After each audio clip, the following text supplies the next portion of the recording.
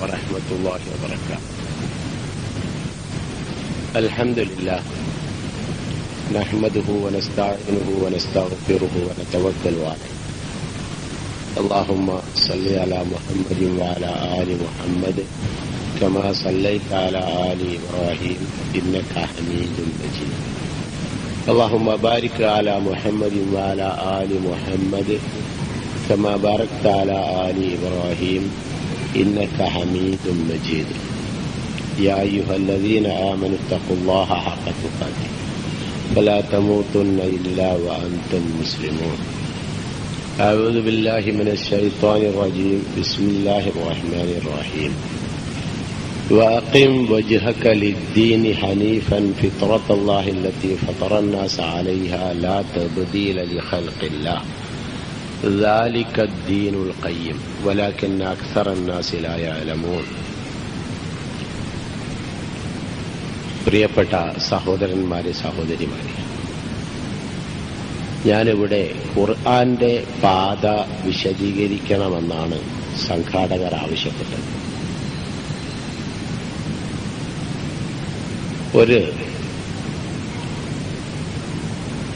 എന്റെ മുമ്പിൽ മൈക്കും റോസ്റ്റോവ് ഈ ഭാഗത്തായതുകൊണ്ട് ഞാനൊന്ന് അങ്ങോട്ട് മാറണമെന്ന് എനിക്ക് തോന്നുന്നു. കാരണം എന്റെ മുമ്പിൽ ഇവിടെ 4 പേരുടേത് ഒഴിച്ചാൽ ബാക്കിയൊക്കെ ഒഴിഞ്ഞ കസേലകളാണ്. അപ്പോ ഞാൻ അങ്ങോട്ട് തിരിഞ്ഞിരിക്കണം എന്നിങ്ങനെ തോന്നുക, നിൽക്കണമെന്ന് തോന്നുന്നുണ്ട്. അപ്പോ ആ ഉയരത്തിലുള്ള ആൾക്കാർ ഒന്നുകൂടി അടുത്തേക്ക് വന്നാൽ അത് ഒരു കൂടുതൽ സൗകര്യമായിരിക്കുമെന്ന് തോന്നുന്നു.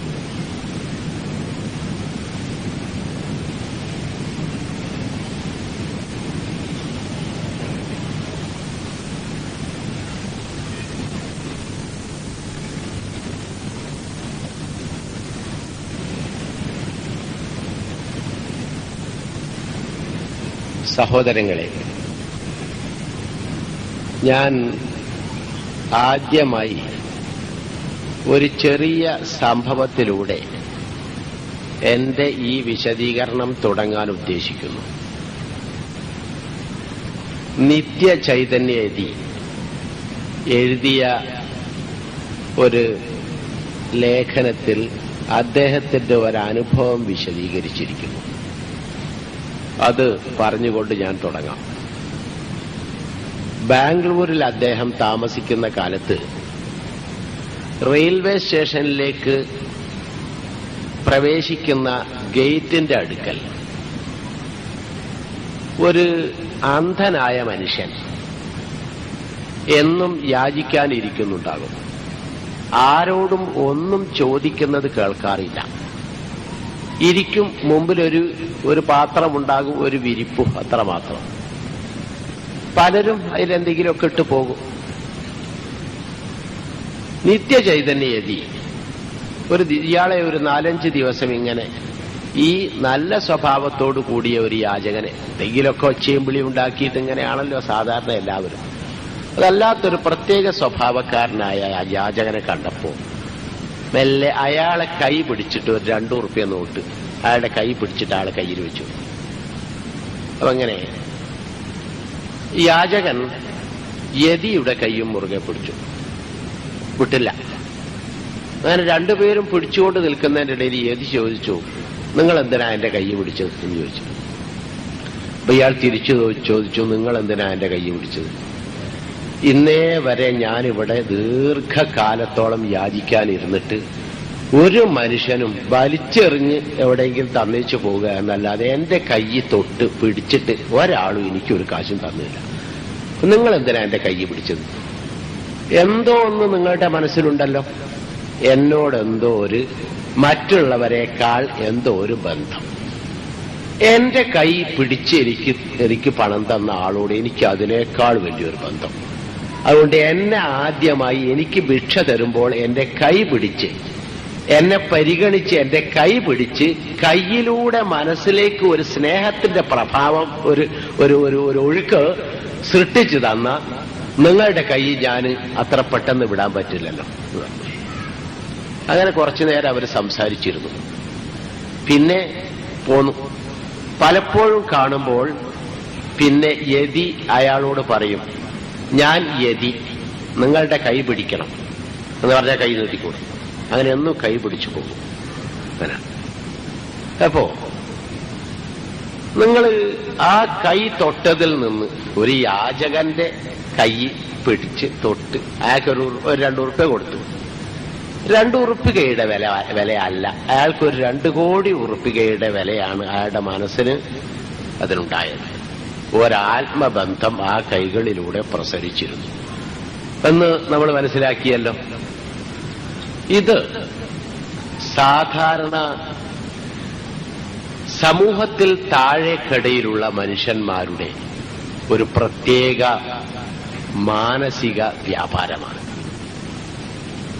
ബിലാൽ റളിയല്ലാഹു അൻഹു റസൂലുള്ളാഹി സ്വല്ലല്ലാഹു അലൈഹി വസല്ലമയെ പറ്റി കേട്ടിട്ടുണ്ട്. ആ പ്രവർത്തനങ്ങളെ സംബന്ധിച്ചും അദ്ദേഹം നൽകുന്ന അറിവിനെ സംബന്ധിച്ചും എല്ലാം കേട്ടു. അതൊരു ശരിയാണ്. മനുഷ്യൻ എത്ര വലുതായാലും ആരാധ്യനാവില്ല. വലിയ ആരാധകൻ, എത്രയോ മഹാനായ അത്യുന്നതനായ ആരാധകൻ എന്നല്ലാതെ ആരാധ്യനാവില്ല, എത്ര വലുതായാലും. ഇതൊരു ഇസ്ലാമിന്റെ തത്വം. അതുകൊണ്ട് മനുഷ്യൻ, ആരാധ്യനായ മനുഷ്യൻ എന്നൊരാളെയും പറ്റി പറയരുത്. ഒരാൾക്കും ആരാധന ചെയ്യുകയും അരുത്. ഒരൊറ്റ മനുഷ്യനും അത് അർഹിക്കുന്നില്ല, എത്ര മഹാനായിരുന്നാലും എത്ര വലിയവനായിരുന്നാലും. മനുഷ്യൻ വലുതും ചെറുതുമായ മനുഷ്യൻ തന്നെ. അവരൊക്കെ ആരാധകന്മാരാകുന്നു, ആരാധ്യരല്ല എന്ന തത്വം ബിലാലിന് വല്ലാതെ മനസ്സിന്റെ അടിത്തട്ടിൽ പതിച്ചിട്ടുണ്ട്. നമ്മളൊക്കെ മനുഷ്യന്മാരാണ്. ഈ തത്വമാണ് മുഹമ്മദ് റസൂലുള്ള പറയുന്നത്. നമ്മളൊക്കെ എത്ര വലുതായിരുന്നാലും വലിയ മനുഷ്യൻ, ചെറിയ മനുഷ്യൻ, ഈ വ്യത്യാസമല്ലോ. ആരാധ്യൻ ഇവരുടെ എല്ലാം സൃഷ്ടാവാണ്, അള്ളാഹുവാണ്. അപ്പൊ നമ്മളൊക്കെ ഒരേ തരം ആൾക്കാരാണ്. ഈ തത്വം നേരത്തെ അടിമയായി പോയതിനോട് മനസ്സാ വെറുപ്പുള്ള ബിലാൽ റളിയല്ലാഹു അൻഹുവിനെ സംബന്ധിച്ചിടത്തോളം ഉണ്ടാവാം, സ്വാഭാവികം. അതുണ്ട് താൻ. ആ മനുഷ്യൻ ഈ ആശയങ്ങൾ കേട്ടപ്പോൾ തന്റെ വിചാരത്തിനൊത്ത, തന്റെ ചിന്തക്കൊത്ത, തന്റെ ആഗ്രഹത്തിനൊത്ത വിശ്വാസ പ്രമാണങ്ങൾ പെട്ടെന്ന് ആകൃഷ്ടനായി. അങ്ങനെ ബിലാൽ റളിയല്ലാഹു അൻഹുവിന് പിന്നെ ചരിത്രം നിങ്ങൾക്കറിയാം. എന്തൊക്കെയോ മർദ്ദനങ്ങൾ സഹിക്കേണ്ടി വന്നതൊക്കെ. അതിൽ നിന്നൊക്കെ മോചിതനായി. ഒരാൾ വിലക്ക് വാങ്ങിയതാണ്. അബൂബക്കർ സിദ്ദീഖ് റളിയല്ലാഹു അൻഹുവാണ് വിലക്ക് വാങ്ങിയത്. എന്നിട്ട് മോചിപ്പിച്ചു. ഈ മർദ്ദനം സഹിക്കവയ്യാതായപ്പോ അത് കണ്ടു നിന്ന അബൂബക്കർ സിദ്ദീഖ് റളിയല്ലാഹു അൻഹുവിന് അല്പം വിഷമം തോന്നി. വിലക്ക് വാങ്ങി. ഈ പറഞ്ഞാ കേൾക്കാത്ത ഉമയ്യ, ഒരു പുരുഷത്വത്തിന്റെ പ്രതീകം എന്ന് പറയാവുന്ന, അല്പം പൗരുഷവും അല്പം പാരുഷ്യതയും കൂടെ കൂടിക്കലർന്ന ഒരു വ്യക്തിത്വത്തിന്റെ ഉടമ അതായിരുന്നല്ലോ ഉമയ്യ. അയാളിൽ നിന്നോട് ചോദിച്ചു, ഞാൻ അനുസരിക്കാത്തൊരു അടിമനെ നിനക്ക് കിട്ടിയിട്ടെന്താ? ജി വേറെ നല്ലൊരു അടിമനെ വായിക്കോ, നിനക്കെന്താ വിലയത്ത്? ഞാൻ തരാം ഒരു അടിമന്റെ. അവരെ മോചിപ്പിച്ചെടുത്താ. മോചിപ്പിച്ച ഉടനെ തന്നെ ബിലാൽ റളിയല്ലാഹു അൻഹു പോകുന്നത് റസൂലുള്ളാഹിയുടെ അടുക്കലേക്കാണ്. അല്ല, ഉമയ്യ ഇവിടെപ്പോ ബനൂ മുത്തലിബ് ഗോത്രത്തിലെ ഏതോ ഒരു ഉൾപ്പിരിവിൽപ്പെട്ടവൻ. എന്നാൽ ശരിയായ കുലം, വംശം, ഗോത്രം ഖുറൈശി, അബ്ദുൽ മുത്തലിബിന്റെ പേരക്കുട്ടി. അയാളാണല്ലോ ഈ മുഹമ്മദ്. ഞാൻ എങ്ങനെ അയാളെടുത്തൊക്കെ ചെന്ന് നിൽക്കാൻ പറ്റുമോ? അടുക്കാൻ പറ്റുമോ?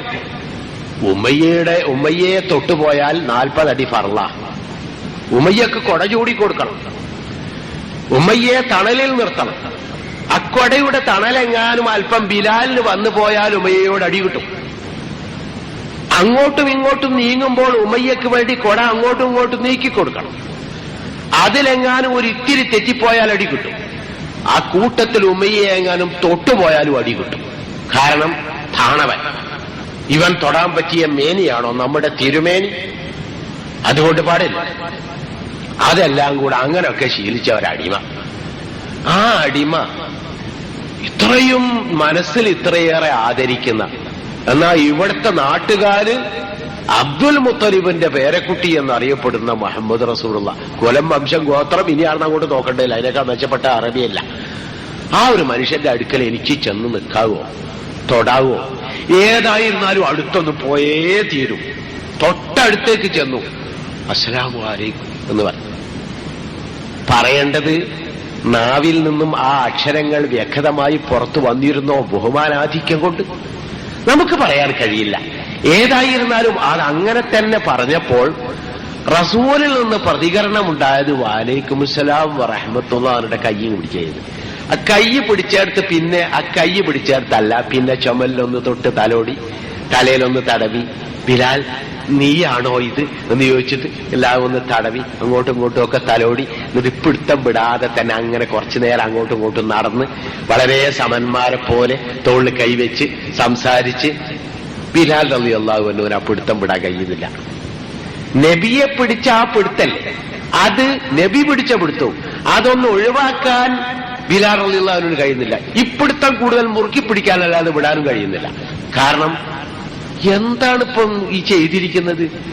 കുലം വംശം ഗോത്രം ഖുറൈശി, തന്റെ മനസ്സിൽ അങ്ങേറ്റം ആദരിക്കുന്ന ആദ്യ സവർണൻ, ആ നാട് മുഴുവനും ആദരിക്കുന്ന സവർണൻ, ആ സവർണന്റെ കയ്യാപ്പം ഞാനൊരു സമനെ പോലെ പിടിച്ച് തോളിൽ കയ്യച്ച് അങ്ങനെ രണ്ടാൾ കൂടി നടക്കണത്.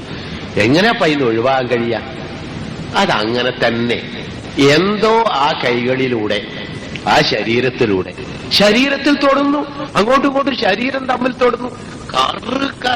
കറുത്ത ബിലാലിൻ്റെതും വെളുത്ത് മിന്നുന്ന എന്ന് പറഞ്ഞ ഗോതമ്പ്, പുഴുങ്ങിയ ഗോതമ്പിന്റെ കളറുള്ള മുഹമ്മദ് നബിന്റെ ശരീരം തമ്മിൽ തൊടുന്നുണ്ട്.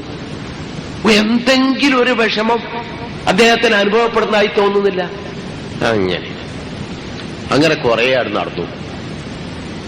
ആ ബന്ധം പിന്നെ ഒരു കാലത്തും ബിലാൽ റളിയല്ലാഹു അൻഹു ഒഴിവാക്കിയിട്ടില്ല. ആ കൈ പിടിച്ചാലും പിടിച്ചില്ലെങ്കിലും പിന്നെ ആ ബന്ധത്തിലാണ്. റസൂലുള്ള എവിടെയൊക്കെ ഉണ്ടോ അവിടെ ബിലാലും ഉണ്ട്. റസൂലുള്ള എവിടെ ഇല്ലയോ അവിടെ ബിലാലും ഇല്ല. അങ്ങനെ ആ ഈടുറ്റ ബന്ധത്തിന്റെ ഒരു ചെറിയ രൂപം വിശദീകരിക്കുകയാണെങ്കിൽ, റസൂലുള്ള വഫാത്തായി. റസൂലുള്ളാന്റെ ഇഷ്ടപ്പെട്ട ബാങ്കുകാരനാ ബിലാൽ റളിയല്ലാഹു അൻഹു. റസൂലുള്ള വഫാത്തായപ്പോൾ ബിലാലിനോട് പറഞ്ഞു, അബൂബക്കർ സിദ്ദീഖ് റളിയല്ലാഹു അൻഹു ആണ് നിർദ്ദേശിച്ചത്, കൽപ്പിച്ചത്. പലരും പറഞ്ഞു ബാങ്ക് ഒന്ന് കൊടുക്കണം ബിലാൽ. അപ്പോ ഒരു ദിവസം ബിലാൽ ബാങ്ക് കൊടുത്തു നോക്കി. അഷ്ഹദു അന്ന മുഹമ്മദൻ പറഞ്ഞാൽ നിർത്തിയിട്ട് അങ്ങോട്ട് പൊട്ടിക്കാറില്ല. ഇനി എനിക്ക് ബാങ്ക് കൊടുക്കാൻ കഴിയൂലെന്നല്ല.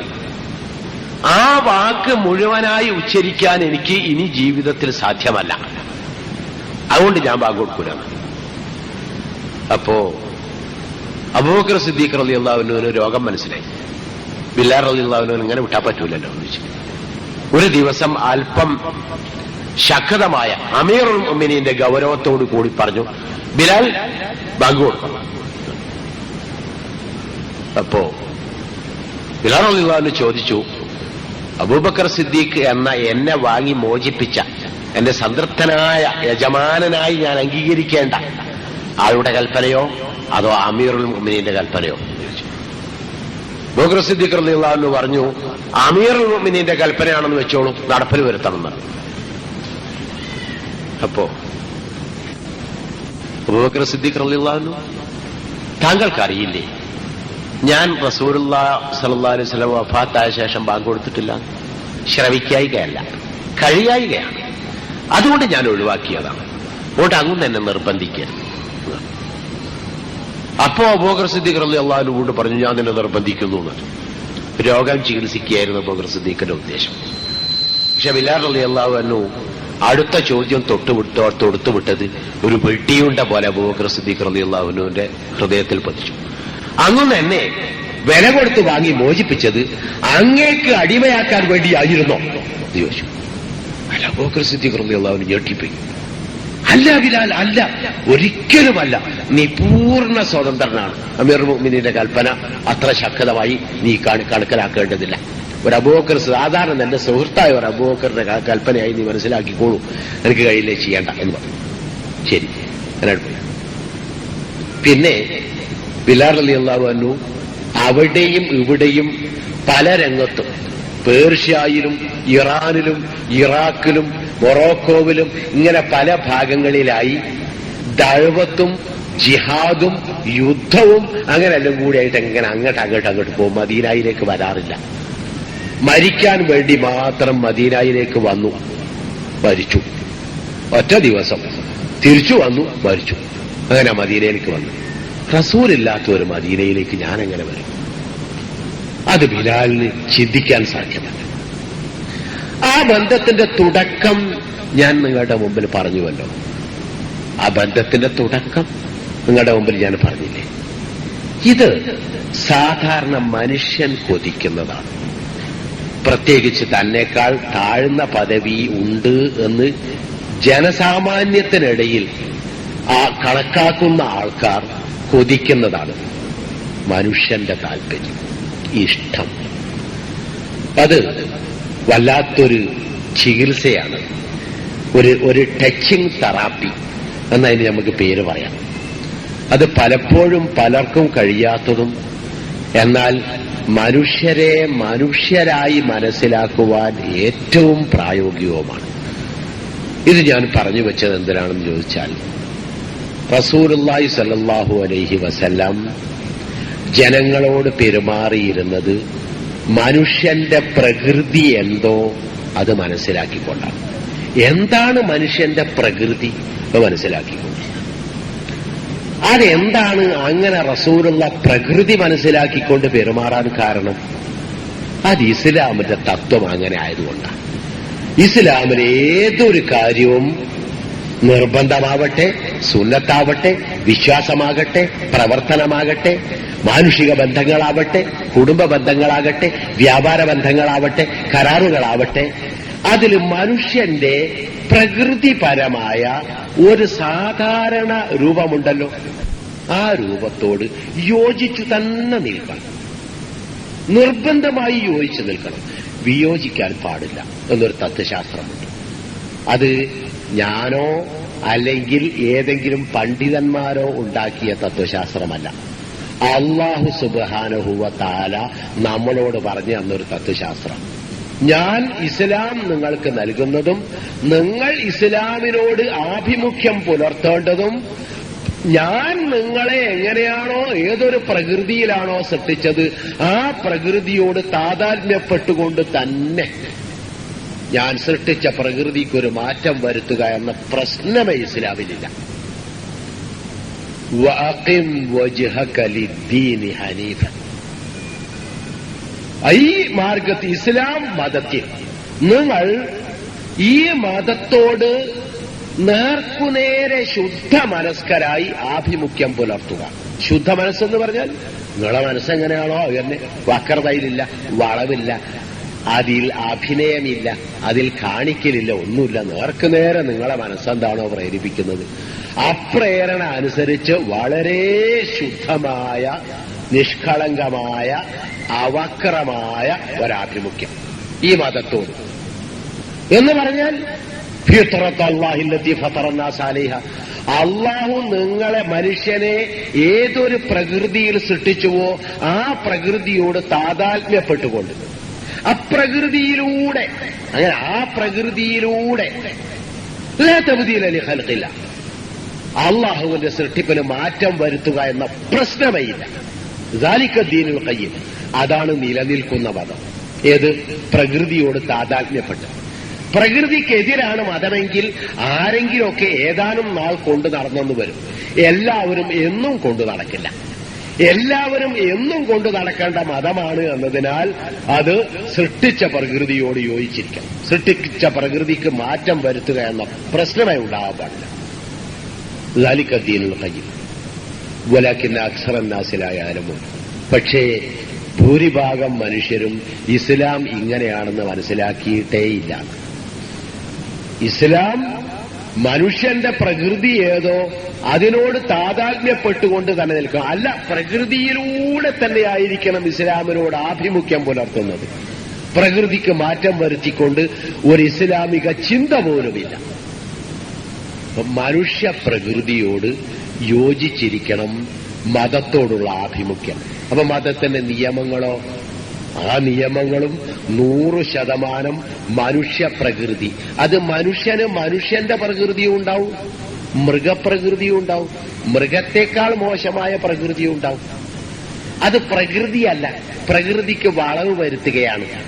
മനുഷ്യൻ ലൈംഗിക ബന്ധം നടത്തുന്നു. അത് ഇസ്ലാം പറഞ്ഞു, ചെറിയ ഉദാഹരണത്തിന് പറയാണ്, ഇസ്ലാം പറഞ്ഞു, എടോ ഈ ഒരുപാട് പെണ്ണുങ്ങള് പല പുരുഷന്മാരുമായി ലൈംഗിക ബന്ധം നടത്തുക എന്നുള്ളതാണ് ഇസ്ലാമിന്റെ കാലഘട്ടത്തിലുള്ള സമ്പ്രദായം. അത് മഹാ അപകടമാണ്. ഏതു കാലത്തും ജനം, ലോകം അത് അംഗീകരിക്കുന്നു. ഒരു പെണ്ണിനോട് ഒന്നിലധികം പുരുഷന്മാർ ലൈംഗിക ബന്ധം നടത്തുന്നത് പല അപകടവും വരുത്തുന്നതാണ്. അവിടെ അടിയില്ല നിങ്ങളിപ്പോ പറയുന്ന എന്തെങ്കിലും സെക്യൂരിറ്റി ഉപകരണങ്ങൾ ഉപയോഗിച്ച് നിങ്ങൾ നിങ്ങൾ അറിയാത്ത സ്ത്രീകളുമായി ലൈംഗിക ബന്ധം നടത്താൻ പാടുള്ളൂ. അതിന് കോളേജിലൊക്കെ എല്ലാ കോളേജുകളും ഏകദേശം ഒരു 300-400 ഉറകൾ ഫ്രീ ആയി നൽകുന്നു. പിന്നെ സ്കൂളുകളിൽ ഏകദേശം ഒരു 10-200 നൽകുന്നുണ്ട്. ഈ പഞ്ചായത്ത് മുഖേന പഞ്ചായത്തിലെ എല്ലാ വില്ലേജുകളിലും ഏകദേശം ഒരു 200-300 ഉറകൾ ഫ്രീ ആയി കൊടുക്കുന്നുണ്ട്. എയ്ഡ്സിനെ തടയാൻ. അതാണ് എയ്ഡ്സിനെ തടയുക. അതിനുള്ള പ്രധാന രൂപം എന്താ? അതൊരു പെണ്ണിന് അധികം പേര് ഉപയോഗിക്കരുത്. കാരണം ഏതെങ്കിലും ഒരാണിന് ഒരു എയ്ഡ്സിന്റെ തേച്ചോളൂ, അവർ പെണ്ണിന് കൊടുത്തു. പെണ്ണിനായിട്ട് ഒരാൾ ലൈംഗിക ബന്ധം പുലർത്തി അയക്കുക കിട്ടി. അയാൾ ഇനി വേറെ ഏതെങ്കിലും ഒരു പെണ്ണിന് ഓരോ കൊണ്ടുപോയി കൊടുക്കും. ഈ പെണ്ണിന്റെ അടുത്ത് ഇനി അറക്കെ വരുന്ന ഓരോക്കെ ഇത് കുറച്ച് കൊണ്ടുപോകും. എന്നിട്ട് ആ ഒക്കെ വേറെ ഏതെങ്കിലും പെണ്ണിനെ അവരൊക്കെ സമീപിക്കുന്നവർക്കൊക്കെ വിതരണം ചെയ്യും. പിന്നെ ആ പെണ്ണിന്റെ അടുത്ത് അറക്കെ വരുന്ന ഓരോക്കൊക്കെ ഇത് ബാധിക്കും. പിന്നെ അവരായതൊക്കെ പെണ്ണിന്റെ അടുത്ത് പോകണോ ആ പെണ്ണിനൊക്കെ ഇത് ബാധിക്കും. ആ പെണ്ണിന്റെ അടുത്ത് അറക്കെ വരുന്നവരൊക്കെ ഇത് ബാധിക്കും. അങ്ങനെയാണ് എയ്ഡ്സ് സ്പ്രെഡ് ചെയ്തത് ലോകത്ത് വല്ലാതെ കൂടി. ഇന്ത്യ വളരെ ശുദ്ധമായ പരിശുദ്ധമായ ആർഷ സംസ്കാരം, പവിത്രമായ ആർഷ സംസ്കാരത്തിന്റെ നാടല്ലേ അല്ലെ? ഏകദേശം 17 ലക്ഷം എയ്ഡ്സ് രോഗികൾ ഇന്നുണ്ട്. 17 ലക്ഷം. അത് സ്വകാര്യമായി ഹെൽത്ത് സെന്ററുകളിലൂടെ ബന്ധപ്പെട്ടു നോക്കൂ. ഹെൽത്ത് സെന്ററുകൾ തീവ്രമായ, പ്രത്യേകിച്ച് കോളേജുകളെ കേന്ദ്രീകരിച്ചുകൊണ്ട് അതിതീവ്രമായ പ്രവർത്തനം കോളേജ് മീഡിയ ആക്കിക്കൊണ്ടും കോളേജിൽ കേന്ദ്രീകരിച്ചും ഇവിടെ നടത്തുന്നുണ്ട്. എന്താണ് ഇതിന്റെ രഹസ്യം? എന്താ ഇത്രയൊക്കെ പൈസ ചെലവ് ചെയ്ത് എന്ന് പറഞ്ഞാൽ മൈക്കിലൊക്കെ പൈസ ഹെൽത്ത് സെന്റർ എന്റെ ജീവിതത്തിൽ ഞാൻ ഇന്നുവരെ കണ്ടില്ല. ഹെൽത്ത് സെന്റർ ഒരു ക്ലാസ് വെക്കാൻ മൈക്കിന് കാശ് തരിക തന്നെ. കാശ് മുൻകൂട്ടി തരികയല്ലേ? നിങ്ങൾ കോളേജിൽ ഒരു ക്ലാസ് അറേഞ്ച് ചെയ്യണം എന്നുണ്ട്. അത് പ്രശ്നം എന്ന് ചോദിച്ചപ്പോ അവിടെ നിന്ന് കിട്ടിയ കണക്കാണ്. ഇന്ത്യൻ രഹസ്യ റിപ്പോർട്ട് ഇങ്ങനെയാണ്, ഇന്ത്യയിലെ കണക്ക്. ശരി, ഞാനത് കൂടുതൽ വിശദീകരിക്കുന്നില്ല.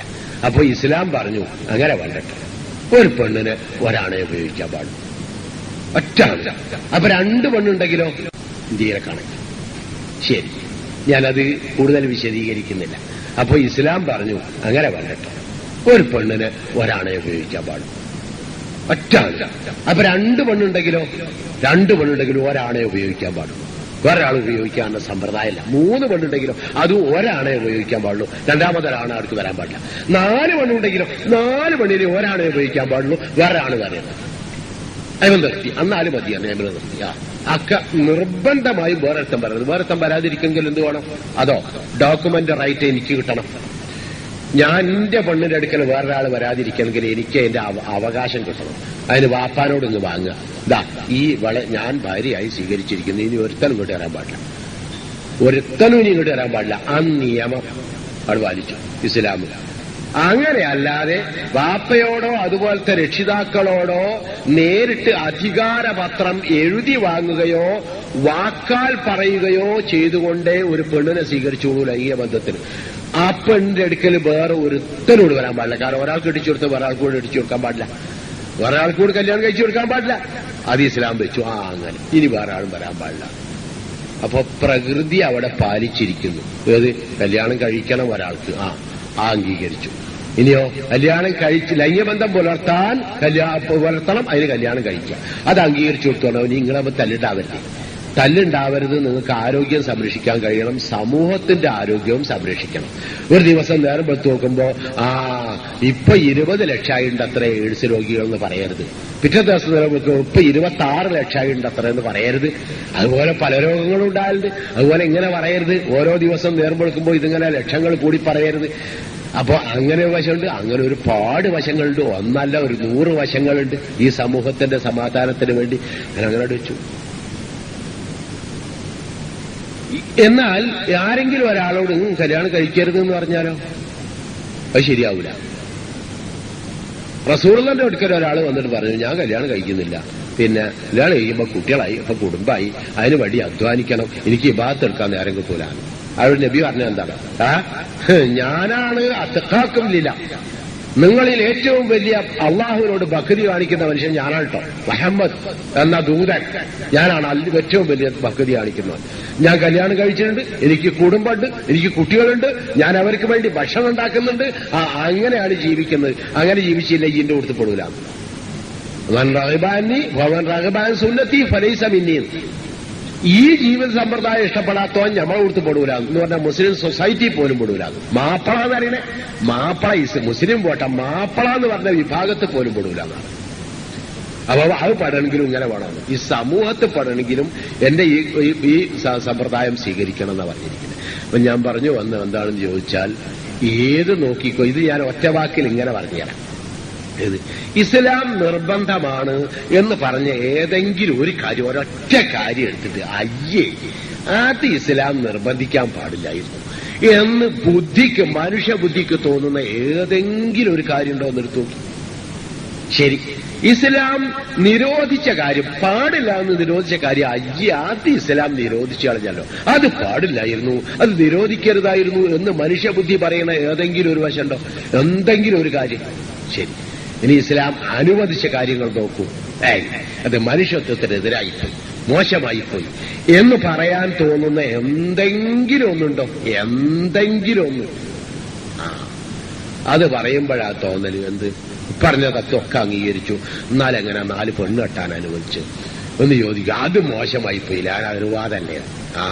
അപ്പൊ പിന്നെ ഞമ്മക്ക് തന്നെ അപ്പൊ തോന്നുക ഒരു ശരിയാണ്, മോശമായിപ്പോയി, ഞമ്മക്ക് ആരോടും അങ്ങനെ തല നോർത്തി പറഞ്ഞുകൂടാ, അങ്ങനൊന്നുമില്ല, ഇപ്പോ അങ്ങനെ കെട്ടാൻ അനുവദിച്ചൊന്നും അല്ല, ഒന്നേ കെട്ടാൻ അനുവദിച്ചുള്ളൂ.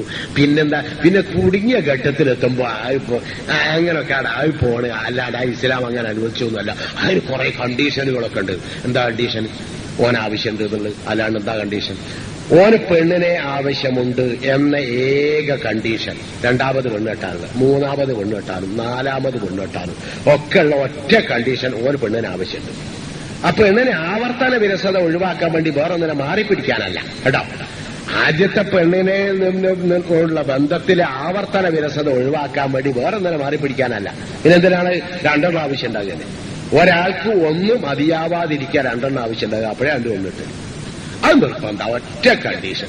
പക്ഷെ അതുമാത്രമാണ് ഇന്നത്തെ ലോകത്ത് 2 പെണ്ണിട്ടല് ഇല്ലാത്തത്. ആദ്യത്തെ പെണ്ണിനൊന്ന് മാറിപ്പിടിക്കാനാണ് 2ാമത് പെണ്ണിട്ടല്, അല്ല 2 പെണ്ണിന് ആവശ്യം ഉണ്ടായതുകൊണ്ടല്ല. ഇസ്ലാം ആ ഒരൊറ്റ കണ്ടീഷനെ പറഞ്ഞുള്ളൂ, 2ാമത്തെ ഒരു പെണ്ണിന് ആവശ്യമുണ്ട്. അപ്പൊ ചോദിക്കുന്നാൽ പിന്നെ പെണ്ണിന് അങ്ങനെ ആണിന് 2 പെണ്ണിട്ടാൻ അനുവദിക്കുമ്പോ അപ്പൊ പിന്നെ ബുദ്ധിയാ വരുന്നത്.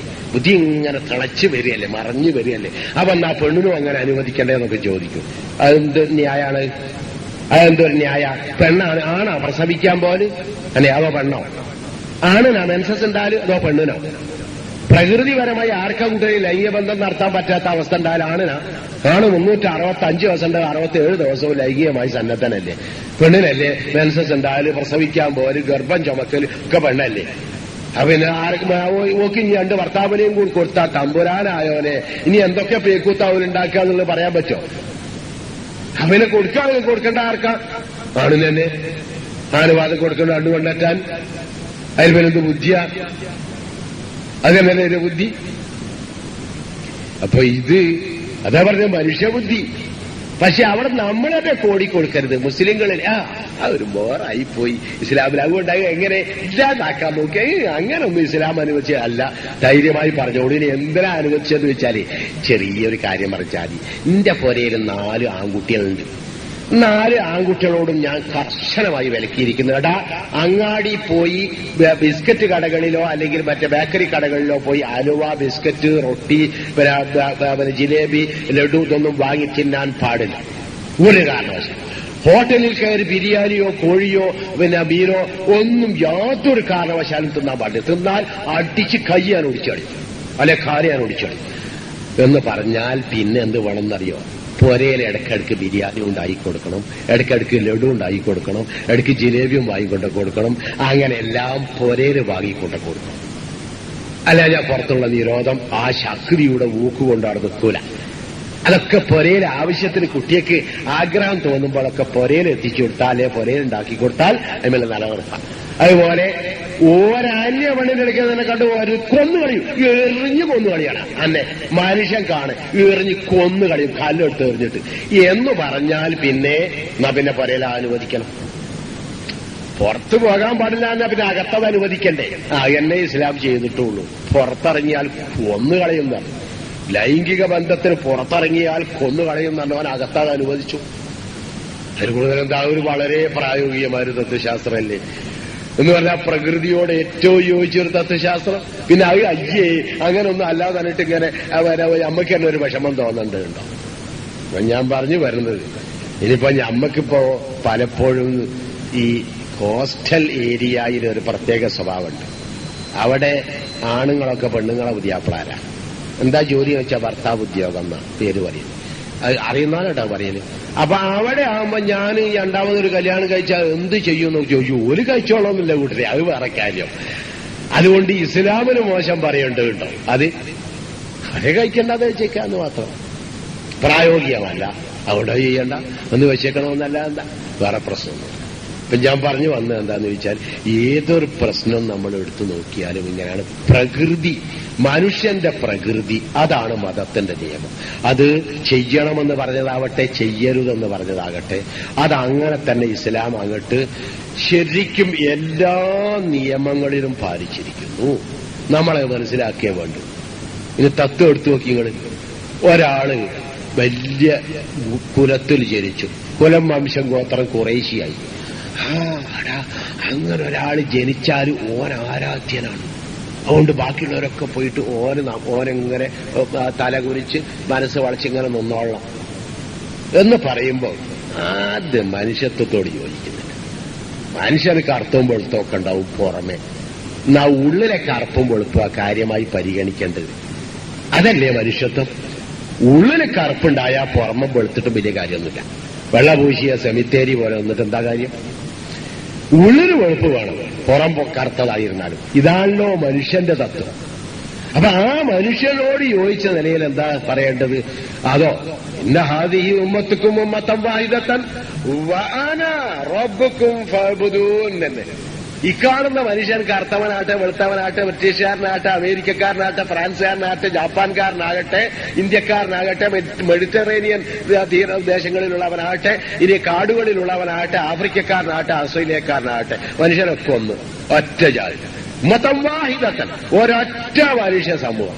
വാന, ഞാൻ മാത്രം വേറെ, റബ്ബുക്കും, നിങ്ങളുടെ രക്ഷകൻ. അവിടെ ഫഅ്ബുദൂനി, ഇന്നെ ആരാധിച്ചോളി. നിങ്ങൾ പരസ്പരം ആരെയും ആരാധിക്കേണ്ട. ആ തത്വം അങ്ങ് ക്ലോസ് ചെയ്തു തുടങ്ങി. നിങ്ങൾ എത്ര വലുതായിരുന്നാലും മഹാമനുഷ്യന്മാരെ ആവുള്ളൂ, ആരാധ്യന്മാരാവില്ല. ആരാധ്യൻ നിങ്ങളുടെ റബ്ബ് ആയ ഞാനേ ആവുള്ളൂ. അതാർക്കാ അംഗീകരിച്ചുകൂടാത്ത? അത് മനുഷ്യന് ഇഷ്ടമാണ് എന്നതിന് തെളിവാണല്ലോ നിങ്ങൾ ഈ മരങ്കോച്ചുന്ന തണുപ്പ് കാലത്ത് എഴുന്നേറ്റ് കുളിച്ച് മര്യാദക്ക് ഷർട്ട് പോലും ധരിക്കാതെ ഇരുമുടി കെട്ടും പേറിയിട്ട് അയ്യപ്പോ ശരണം വിളിച്ചിട്ട് നടക്കണ കുറെ മനുഷ്യന്മാരെ കണ്ടു. അതെന്തുകൊണ്ടാണെന്നറിയോ നിങ്ങൾ? ഗുരുവായൂർ അമ്പലത്തിൽ പോയാൽ എന്താ വേണ്ടത്? പാൽപ്പായസം, അല്ലെങ്കിൽ ഏതെങ്കിലും ഒന്ന് പറഞ്ഞാൽ അതിന് 128 രൂപ അല്ലെങ്കിൽ 625 രൂപ അവിടെ കൊടുത്ത് നിങ്ങൾക്ക് പോകാം. കാറ് ഓടിച്ചു പോകാം. അവിടെ ആ ദിവസത്തെ റെസീറ്റ് തരും. അവരെന്നാണോ എന്ന് പറഞ്ഞാൽ അടുത്ത 1 മാസത്തിനുള്ളിലോ 2 മാസത്തിനുള്ളിലോ അവർ നിങ്ങൾക്ക് വേണ്ടി ആരാധന ചെയ്തുകൊള്ളും. എന്നിട്ട് ചെയ്തു എന്നൊരു തെളിവായി എന്തെങ്കിലുമൊക്കെ അതിന്റെ വസ്തുക്കൾ ഉണ്ടാവും, അങ്ങോട്ട് അയച്ചു തന്നോളൂ. ഇതാണ് ആരാധനയുടെ സമ്പ്രദായം. സാധാരണ എല്ലായിടത്തും. ശബരിമലയിൽ അങ്ങനെയല്ല. ശബരിമലയിൽ ജ്യോതി വെങ്കടാചലവും അമിതാഭ് ബച്ചനും പിന്നെ നരസിംഹറാവുവും കരുണാകരനും ഞാനും നിങ്ങളും ആരാണോ പോണ് എല്ലാരും ഇരുമുടിക്കെട്ടും കെട്ടിയിട്ട് അയ്യപ്പോ ശരണം എന്നിട്ട് അയ്യപ്പനെ ആരാധിക്കാനാ പോണ് എല്ലാരും. കരുണാകരൻ അയ്യപ്പനെ ആരാധിക്കുന്നു, നരസിംഹറാവു ആ അയ്യപ്പനെ ആരാധിക്കുന്നു, അമിതാഭ് ബച്ചൻ അയ്യപ്പനെ ആരാധിക്കുന്നു, ഞാൻ അയ്യപ്പനെ ആരാധിക്കുന്നു, ഈ കണക്കി പറഞ്ഞു പോണ ഓളും അയ്യപ്പനെ ആരാധിക്കുന്നു. ബാക്കി എവിടെ അങ്ങനല്ല. എല്ലാവരും നേരിട്ട് അയ്യപ്പനെ ആരാധിക്കാനുള്ള ഏക അവസരം ശബരിമലയിൽ. അതുകൊണ്ട് യാതൊരു പ്രേരണയും കൂടാതെ ജനലക്ഷം അങ്ങോട്ട് പ്രവഹിക്കുന്നു. എന്തുകൊണ്ടാണെന്നറിയോ? എന്റെ ദൈവത്തിനെ എനിക്ക് ആരാധിക്കാനുള്ള ഏക അവസരം. വേറെ എവിടെയും എന്റെ ദൈവത്തെ എനിക്ക് ആരാധിക്കാൻ അവസരമില്ല. അത് ഓലാരോ ആരാധിച്ചോളൂ, ഞാൻ ആരാധിക്കാൻ പാടില്ല. ഞാൻ അതിന് വേണ്ട കാശാടി കൊടുക്കാൻ പോവുക. എനിക്ക് ആരാധനയായിട്ട് ഒരു ബന്ധവുമില്ല. ഓലെപ്പോഴെങ്കിലും ആരാധിക്കുക, ഏതെങ്കിലും സമയമുള്ളപ്പോ. എന്നിട്ട് ആരാധിച്ചു എന്നതിന് തെളിവായി എനിക്ക് അതിന്റെ എന്തെങ്കിലും തെളിവുകളായി എന്തെങ്കിലും അയച്ചൊരു ബർക്കത്ത്, അങ്ങനെ എന്തെങ്കിലും ഒന്ന് അയച്ചൊരു. അതിൽ കൂടുതലൊന്നുമില്ല. ഞാനും ആരാധനയായിട്ട് എന്ത് ബന്ധം? ഈ 631 ഉറുപ്പിയെ അതിൽ ഞാനുമായിട്ടുള്ള ബന്ധമല്ലേ കടലാസ്, അതിന്റെ റെസിപ്റ്റോ ഒന്നും ഞാനും ആരാധനയായിട്ടുള്ള ബന്ധമല്ലല്ലോ. ആ ആരാധനയായിട്ടുള്ള ബന്ധം മനുഷ്യന്റെ മനസ്സ് നിർബന്ധമായും ആഗ്രഹിക്കുന്നു, പുളകത്തോടെ ആഗ്രഹിക്കുന്നു. അതിനുവേണ്ടി വിഷമിച്ചാൽ ഒരു പ്രശ്നവുമില്ല. കല്ലും മുള്ളും ശബരിമലയിലേക്ക് നടന്നു പോകുന്നവന് കല്ലും മുള്ളും കാലിന് എന്താണ് പറയല്? അതെ, ഇതാണ് ഓന് കല്ലും മുള്ളും ഒരു പ്രശ്നമല്ല. നട ചവിട്ടി അങ്ങോട്ട് കയറും, കാട്ടിലൂടെ അവിടെ നടക്കും. ഇതൊക്കെ സന്തോഷമാണ്, സംതൃപ്തിയാണ്. കാരണം ഞാൻ എന്റെ ആരാധ്യനെ നേരിട്ട് ആരാധിക്കാൻ പോവുകയാണ്. മനസ്സിലാക്കിയിട്ടുണ്ടോ? എങ്കിൽ ആ അവസ്ഥയാണ് മുസ്ലിമിന് ഓരോ 5 നേരമുള്ളത്. എല്ലാവരും പള്ളിയിലടിച്ചില്ല. ഒരാള് നേതൃത്വം കൊടുക്കാൻ മുന്നിൽ നിൽക്കും. അയാള് അള്ളാഹു അക്ബർ, അള്ളയാണ് വലിയവൻ എന്ന് പറഞ്ഞിട്ട് അയാൾ കൈയിട്ടു. ഇപ്പത്തുള്ള ഞാനും കൈയിട്ടു, അള്ളാഹു അക്ബർ. അയാളാണ് വലിയവനല്ല. മുന്നിൽ നിൽക്കണ ഈ ആളാണ് വലിയവനല്ല. എന്റെ കൂടെ നരസിംഹറാവു ഉണ്ടെങ്കിൽ അയാളും മറ്റേ കരുണാകരനുണ്ടെങ്കിൽ അയാളും കുലവംശം ഗോത്രം ഖുറൈശിയായ മുഹമ്മദ് നബി ഉണ്ടെങ്കിൽ അതും, അബൂബക്കർ സിദ്ദീഖ് അമോചകാക്ക ഉണ്ടെങ്കിൽ അതും, ഉമർ ഖത്താബ് പോക്കിരിയായ ഭീകരനായ ഉമർ ഖത്താബ് എന്നാ നീതിമാനായ ഉണ്ടെങ്കിൽ അതും, ബിലാലും ആ സൽമാനുൽ ഫാരിസിയും ഞങ്ങളൊക്കെ തോളോട് ചേർന്ന് നിന്നിട്ട് ഒരുമിച്ചാട്ടും കൂട്ടും ഒക്കെ തൊട്ട് നിന്നിട്ട് അള്ളാഹു അക്ബർ പറഞ്ഞു. അയാളും പറയില്ല അങ്ങനെ അള്ളാഹു അക്ബർ എന്നാവും. റസൂലുള്ളയും പറയുന്ന അങ്ങനെ അള്ളയാണ് എനിക്ക് വലുതെന്ന്. അബൂബക്കർ സിദ്ദീഖും പറയുന്നത് അങ്ങനെ തന്നെ അള്ളയാണ് എനിക്ക് വലുതെന്ന്. ബിലാലും പറയുന്നത് അങ്ങനെ തന്നെ എനിക്കും അള്ള എന്നാ വലുതെന്ന്. ഇവരാരും അങ്ങനെ പറയാൻ ഒരവസരം കിട്ടുന്നത് 5 നേരം. ആ 5 നേരവും അങ്ങനെ ചെയ്യുന്ന ഒരു പുതുമ തോന്നാത്ത അതുകൊണ്ടാണ്. അതിന് ചാൻസ് മുസ്ലിങ്ങൾക്ക് എന്നും കിട്ടുന്നു എന്നതുകൊണ്ട് അവർക്ക് പ്രത്യേകം ശബരിമല പോലെ ഒരു നേരിട്ട് ആരാധിക്കാനുള്ള അവസരം ഉണ്ടായാൽ പ്രത്യേകം ഒരു പുളകമല്ല. കാരണം ഒരു എന്നും ചെയ്യുന്നത് ചിലപ്പം മനുഷ്യന് സ്ട്രൈക്ക് ചെയ്യില്ല. 2 കാലിൽ കുത്തനെ നിൽക്കുക എന്ന ഈ അഭ്യാസം ഉണ്ടല്ലോ, 2 കാലിൽ കുത്തനെ നിൽക്കുക എന്ന ഈ അഭ്യാസം, ഇതെന്തൊരു പുതുമയാണ് കൂട്ടരെ. ഇതിന്റെ സയന്റിഫിക്കൽ വശം അങ്ങോളം പഠിച്ചു നോക്കിക്കോളൂ നിങ്ങൾ. എന്തൊരു പുതുമയാണത്. 5 അടി 6 അടി നീളമുള്ള കുത്തനെ ഒരു മനുഷ്യൻ ഇങ്ങനെ കൊരുന്നനെ നിൽക്കുക. 2 കാലിൽ, 3 കാലില്ല, 3 കാലുണ്ടെങ്കിൽ നിൽക്കും. എന്നാ 2 കാലിൽ നിൽക്കുക. എന്നാ 2 കാലിന്റെ എങ്ങനെയൊക്കെ നിൽക്കുക, എങ്ങനെയും നിൽക്കുക. എന്താണ് ആ ബാലൻസിങ്? അത് തന്നെയല്ല, കാലിന്റെ അടിയിൽ ഒരു ചെറിയ മടക്ക്, അതിന്റെ മുകളിൽ വേറെ നല്ലൊരു വിജാഗിരി, അതിന്റെ മുകളിൽ എങ്ങോട്ടും ആടണ ഒരു ഇത്, അതിന്റെ മുകളിൽ വീണ്ടും. ഇതെല്ലാം കൂടെ ടൈറ്റാക്കിയിട്ടില്ല, ലൂസാണ്. ആ ലൂസാണെന്ന് അറിയില്ല. എപ്പോഴാ ബസ്സിൽ ഇങ്ങനെ തൂങ്ങി പിടിച്ചിട്ട് ഇങ്ങനെ പോണേതൊന്നും ഉറങ്ങിപ്പോയാൽ കാണാം നല്ലിട്ട് ഒരൊറ്റ വീഴൽ. അപ്പൊ കാണാതൊക്കെ ലൂസാണെന്ന്. എല്ലായിടത്തും ലൂസാ. അപ്പൊ ബോധത്തോടു കൂടി ഇങ്ങനെ നിൽക്കുമ്പോൾ മാത്രം ടൈറ്റായി നിൽക്കുന്ന ഒരു 3-ാം കാലുണ്ട്. അതും കൂടെ കൂടുമ്പോഴാണ് എന്റെ ബാലൻസ് ശരിയാകുന്നത്. പക്ഷെ ആ 3-ാമത്തെ കാലം എവിടെയില്ലല്ലോ, 2 കാലിലല്ലേ ഞാൻ ഈ ബാലൻസ് ചെയ്യണത്. ഇനി വേണമെങ്കിൽ ഒറ്റക്കാലിലും ബാലൻസ് ചെയ്യാൻ എന്നെ കൊണ്ടാകുകയും ചെയ്യല്ലോ. വല്ലാത്തൊരു ബാലൻസിങ് പുതുമ. ഇതെനിക്കെന്താ ഒരു പുതുമയായി തോന്നാത്തത്? അതോ ഞാനെന്നും അങ്ങനെ ആയതുകൊണ്ട്, എല്ലാ ദിവസവും ഞാൻ അങ്ങനെ ആയതുകൊണ്ട് എനിക്ക് ഒരു പുതുമ ഒന്നുമില്ല. അതുപോലെ ഞാൻ 5 നേരവും ഒരു പള്ളിയിൽ പോയിട്ട് ഈ എല്ലാ എല്ലാരും പറയണ ഒറ്റ പടച്ചോനുണ്ടല്ലോ, അപ്പടച്ചോന് നേരെ അപ്പടച്ചോൻ അള്ളാഹു അക്ബർ അപ്പടച്ചോന് കുമ്പിട്ട് ഇങ്ങോട്ട് പോരുക. മുഹമ്മദ് നബിയും അപ്പടച്ചോനെന്നാ കുമ്പിട്ട്, അബൂബക്കർ സിദ്ദീഖും അപ്പടച്ചോനെന്നാ കുമ്പിട്ട്, ബഹുമാനപ്പെട്ട തങ്ങൾ അവർ കൂടെ അപ്പടച്ചോനെന്നാ കുമ്പിട്ട്, ഞാനും അതേ പടച്ചോനെന്നാ കുമ്പിട്ട്, എന്റെ ബോസും അതേ പടച്ചോനെന്നാ കുമ്പിട്ട്, ഞാനും എന്റെ വേലക്കാരനും ഒക്കെ അതേ പടച്ചോന് മുമ്പിൽ കുമ്പിട്ട് കൊണ്ടുപോന്നു. ഇത് ഞാൻ എന്നും ചെയ്യുന്നവനായതുകൊണ്ട് എനിക്ക് ഒരു പുതുമല്ല, ഒരു വല്ലാത്ത പ്രത്യേകത. അത് ഏത് മനുഷ്യനും വല്ലാതെ പുളകത്തോടെ അനുഭവിക്കാൻ കഴിയും. ഞാൻ എന്റെ ദൈവത്തെ ഞാൻ നേരിൽ ആരാധിക്കുന്നു, എന്റെ ദൈവത്തെ, എന്റെ ആരാധ്യനെ ഞാൻ നേരിൽ ആരാധിക്കുന്നു.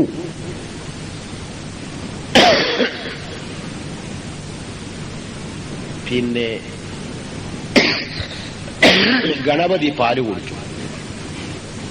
അപ്പൊ കൊടുക്കാന്, എല്ലാരെ കൈയോണ്ടും കൊടുക്കാന് എന്തൊരു താല്പര്യം കൂട്ടരെ. 2-3 ദിവസം ഇന്ത്യയുടെ ബുദ്ധി തലസ്ഥാനത്തിലും ഇനി ഭരണ തലസ്ഥാനത്തും കാര്യമായി പണി ദൈവങ്ങൾക്ക് കൈയോണ്ട് പാല് കൊടുക്കലായിരുന്നില്ലേ? എന്തേ അതിലൊരു ചുക്കുമില്ല. ഒരു ചെരുപ്പ് കുത്തി ചോദിച്ചു, ദാദാബായി അങ്ങനെ എങ്ങോട്ടാ പോണത്? ഗണപതിക്ക് പാല് കൊടുക്കാൻ. എന്റെ ചെരുപ്പ് കുത്തുന്ന ഈ മരത്തിന്റെ ഉപകരണം ഉണ്ടല്ലോ, ഇത് പാല് കുടിക്കുന്നു ബായി, ഒന്ന് ഇവിടെ വന്ന് നോക്കി തന്നെ. നിങ്ങളെ ദൈവം മാത്രമല്ല, എന്റെ ചെരുപ്പ് കുത്തുന്ന ഈ മരത്തിന്റെ വസ്തു പിന്നെ പാല് കുടിക്കുന്നു, ഒന്ന് കൊടുത്തു നോക്കൂ ബായി. നിങ്ങൾക്കൊന്നും ബുദ്ധിയില്ലേ മനുഷ്യ എന്ന് ചോദിച്ചിരുന്ന ഒരു ചെരുപ്പ് കുത്തി. അപ്പൊ ഇതെന്താന്ന് ചോദിച്ചാൽ ജോൽക്കാർക്ക് ബുദ്ധി ഇല്ലാഞ്ഞിട്ടല്ല, എന്റെ ദൈവത്തിന് ഞാൻ നേരിട്ട് പാല് കൊടുക്കുക. ഉപ്പുളകണ്ടല്ലോ, അത് തടയാൻ കഴിയാഞ്ഞിട്ടാ ചെയ്തു. ഇതൊക്കെ നമ്മൾ മനസ്സിലാക്കേണ്ട. ഒരു മനുഷ്യന്റെ ഉൾപ്പുളകം താൻ ഏതൊരു ആരാധ്യനെ സ്വീകരിച്ചിരിക്കുന്നുവോ അവനെ നേരിട്ട് ആരാധിക്കുവാനുള്ള അദമ്യമായ മോഹം, അത് മനുഷ്യന്റെ പ്രകൃതിയാ. ഞാനിനി ഏറെ വിശദീകരിക്കുന്നില്ല. ഇസ്ലാം ആദ്യം അനുവദിച്ചാതാ, യാ യുഹന്നാസ് ഉഅ്ബുദൂ റബ്ബക്കുമുല്ലദീ ഖലഖക്കും. നിങ്ങളുടെ സിട്ടാവ് ദൈവമാണോ? കറുത്തവന്റെ സിട്ടാവ്, വെളുത്തവന്റെ സിട്ടാവ്, ആഫ്രിക്കക്കാരന്റെ സിട്ടാവ്, ബിലാലിന്റെ സിട്ടാവ്, സൽമാന്റെ സിട്ടാവ്, അബൂബക്കർ റളിയല്ലാഹു അൻഹുവിന്റെ സിട്ടാവ്, റസൂലുള്ളാഹി സ്വല്ലല്ലാഹു അലൈഹി വസല്ലമയുടെ സിട്ടാവ് ഒക്കെ അള്ളയാണോ? എന്നാ അള്ളാഹ് നിങ്ങളൊക്കെ ആരാധിച്ചോളി. അല്ല, സൽമാന്റെ സിട്ടാവ് അബൂബക്കർ സിദ്ദീഖ, ബിലാലിന്റെ സിട്ടാവ് മുഹമ്മദ് നബിയ, അല്ല എന്നാ അവിടെ ആരാധിക്കുകയും വേണ്ട. സിട്ടാവാണോ ആരാധിച്ചാൽ മതി. അപ്പൊ നിങ്ങളെല്ലാരെയും സിട്ടാവ് വേറൊരാളാണ്, ആ സിട്ടാവിനെ അങ്ങ് ആരാധിച്ചാളി. ഇതാണ് ഇസ്ലാം മനുഷ്യരെ എന്ന് സംബോധന ചെയ്തുകൊണ്ട് ആദ്യം കൊടുത്ത തത്വശാസ്ത്രം. വിശ്വാസം കഴിയും. രണ്ടാമത്തത് നിങ്ങൾക്കൊരു പരലോക ജീവിതമുണ്ടാവും. ആ പരലോക ജീവിതത്തിൽ വരിടോ, നാം ഒക്കെ ഈ നാട്ടിലെ കുലം വംശം ഗോത്രം കുറേശ്ശിയായ ബഹുമാനപ്പെട്ട തങ്ങളാകുന്നു, അല്ലെങ്കിൽ ഔലിയ അവർകളാകുന്നു. നാം ഒക്കെ ഹോൾസെയിലും റിട്ടെയിലുമായിട്ട് നിങ്ങളിങ്ങനെ സ്വർഗത്തിൽ എടുത്തുകൊണ്ട് കൊണ്ട് വരി, നമ്മളെ തൃപ്തിപ്പെടുത്തിക്കോളി എന്നാണ് ഇന്ന് ലോകത്ത് എല്ലാ മതങ്ങളുടെയും ഇസ്ലാം മതത്തിന്റെ പോലും സ്വഭാവം കാണുന്നത്, അല്ലേ? വരി, നമ്മളപ്പം വന്നോളി. ഇത്തബിയൂന ഫൽനഹ്മിൽ ഖതായാകും വഖാലദീന കഫറു ഇത്തബിയൂന. കാഫിരീങ്ങൾ പറഞ്ഞു, ഇത്തബിയൂന, ഞങ്ങളെ പിന്തുടർന്ന് ജീവിച്ചോളിനടാ. ഫൽനഹ്മിൽ ഖതായാകും, നിങ്ങളെ പാപം ഞങ്ങളെ ഏറ്റെടുത്തോളാം. ആൾക്കാർ പറഞ്ഞു, യോൻ പറയുന്നു കേട്ടോ, ഞമ്മള് വല്ല പാപവും ചെയ്തു പോയാൽ നമ്മൾ തന്നെ അതിന് ശിക്ഷ ഏറ്റെടുക്കണം. ഓന്റെ പിന്നാലെ കൂടിയാ വല്ല രക്ഷയിട്ടോ പോരി. ഞങ്ങളപ്പോ ഞങ്ങളെ ബഹുമാനപ്പെട്ടവന്മാരുണ്ട്, നമ്മൾ തെറ്റ് ചെയ്തു പോയാൽ അവരോട് പറഞ്ഞാൽ മതി, അവരെ ഏറ്റെടുത്തോളും നമ്മളെ കുറ്റം. എന്നിട്ട് നമ്മളെ അങ്ങനെ സ്വർഗത്തിൽ കോരി കൈ പിടിച്ചാട് കൊണ്ടുപോയിക്കോളും. ശരി, അങ്ങനെ ഒരു വിശ്വാസം ഉണ്ടെങ്കിൽ തരക്കേടില്ല, അല്ലേ? നന്ദി. ആർക്കെങ്കിലും ഒരു മനസ്സംതൃപ്തി തോന്നിയാൽ ഞാൻ വലിയ പാപിയായിപ്പോയി, എന്നാ അയാൾ എന്നാട്ട് ഏറ്റെടുക്കേക്കും, തരക്കേടില്ല. പക്ഷേ ഈ ബിലാലിനെ പോലുള്ള, ആ സൽമാനെ പോലുള്ള, ഇന്നെ പോലുള്ള മനുഷ്യന്മാരെന്താ കരുതാ? പടച്ചോനെ, തങ്ങന്മാരെ, ഔലിയാക്കന്മാരെ, ഓല ഇഷ്ടത്തിന് അപ്പൊ സ്വർഗവും. പിന്നെ ഞമ്മക്ക് ഇനി എന്താ ഉള്ളത്? ഒരു ചുക്കൂല. ഓലെടുക്കുന്ന വല്ല ടിക്കറ്റും കിട്ടണോ? നമ്മൾ ഇനി എന്ത് ചെയ്താലും സ്വർഗത്തിലെത്തൂലല്ലേ? പണ്ട് ഞാനും നിങ്ങളും ഒരു കത്ത് ഓതിയാല് അത് പടച്ചോന്റെ അടുക്കലേക്ക് എത്തിക്കാൻ വേറെ ആള് വടിയിലായിരുന്നു. എന്താ അതിന് പേര് പറയല്? ബയങ്ങാന്നോ?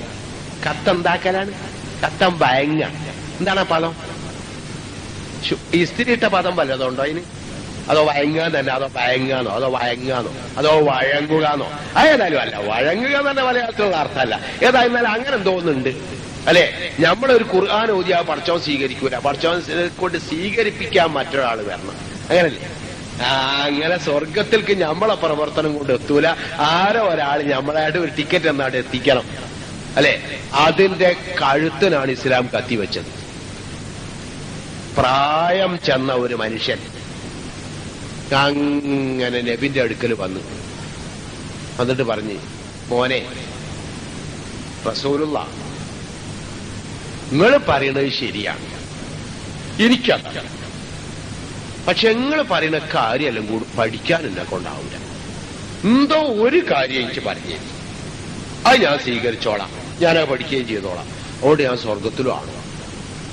ഒരവകാശവാദ, ഒരു കാര്യം പഠിപ്പിച്ചു കൊടുക്കാൻ പാടുള്ളൂ, അതുകൊണ്ട് ഉപരി സ്വർഗത്ത് കാട്ടിയ.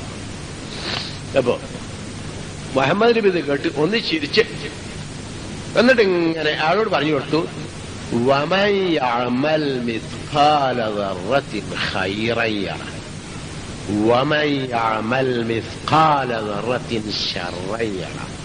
ഒരണുത്തൂക്കം നന്മ നീ ചെയ്താൽ അതിന്റെ ഫലം നേട്ടമായി നിനക്ക് തന്നെ ലഭിക്കും.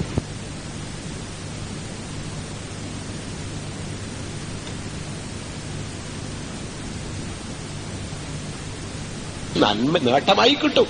ഒരണുത്തൂക്കം തിന്മ ഞാൻ ചെയ്താൽ അതെനിക്ക് ശിക്ഷയായും കിട്ടും, ഞാൻ തന്നെ അനുഭവിക്കേണ്ടി വരും, വേറെ ആരുമില്ല.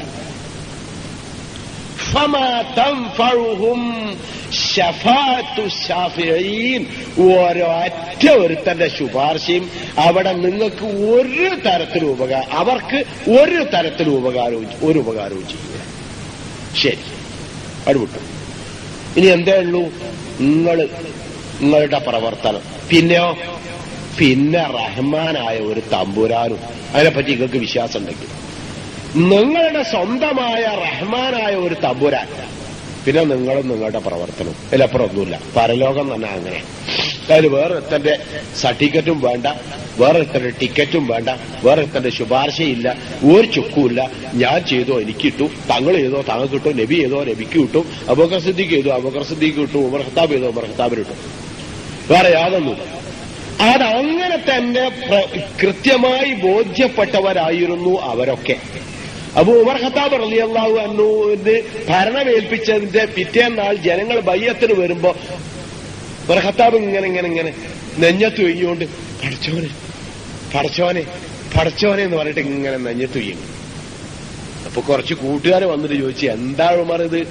ഈ നാട്ടിന്റെ ഭരണകർത്താവായി ഇന്നലെ നിങ്ങൾ തെരഞ്ഞെടുത്തു, ഇന്ന് ജനം നിങ്ങൾക്ക് അഭിവാദ്യം അർപ്പിക്കാനും ബൈഅത്ത് ചെയ്യാനും വേണ്ടി വരികയാണ്, നിങ്ങളപ്പം നെഞ്ഞത്ത് കൈവച്ച് പടച്ചോനെ പടച്ചോനെ എന്ന് സന്തോഷിക്കേണ്ട ദിവസമല്ലേ ഇത് എന്ന് ചോദിച്ചു. ഉമർ ഖത്താബിന്റെ മറുപടി, നിനക്ക് അങ്ങനെ പറയാം. ഇനി യമനിൽ നിന്ന് ഒരു പെൺകുട്ടി പുറപ്പെട്ടിട്ട് സിറിയയിൽ എത്തുന്നതിന് മുമ്പ് അവളെ ഒരാൺകുട്ടി ഉപദ്രവിച്ചാൽ, സിറിയയിൽ നിന്ന് ഒരു ആട്ടിൻകുട്ടി പുറപ്പെട്ട് യമനിൽ എത്തുന്നതിന് മുമ്പ് അതിനെ ചെന്നായ പിടിച്ചാൽ, എടാ ഞാനാണ് ഇനി പടച്ചോന്റെ അടുക്കൽ ഇതിന് സമാധാനം പറയേണ്ടത്, ഈ അല്ല.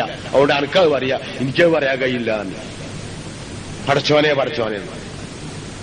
അപ്പോ അങ്ങനെ ഞാൻ തന്നെയാണ് എന്റെ കാര്യത്തിന് 100% ഉത്തരവാദിത്വം പടച്ചോന്റെ അടുക്കൽ.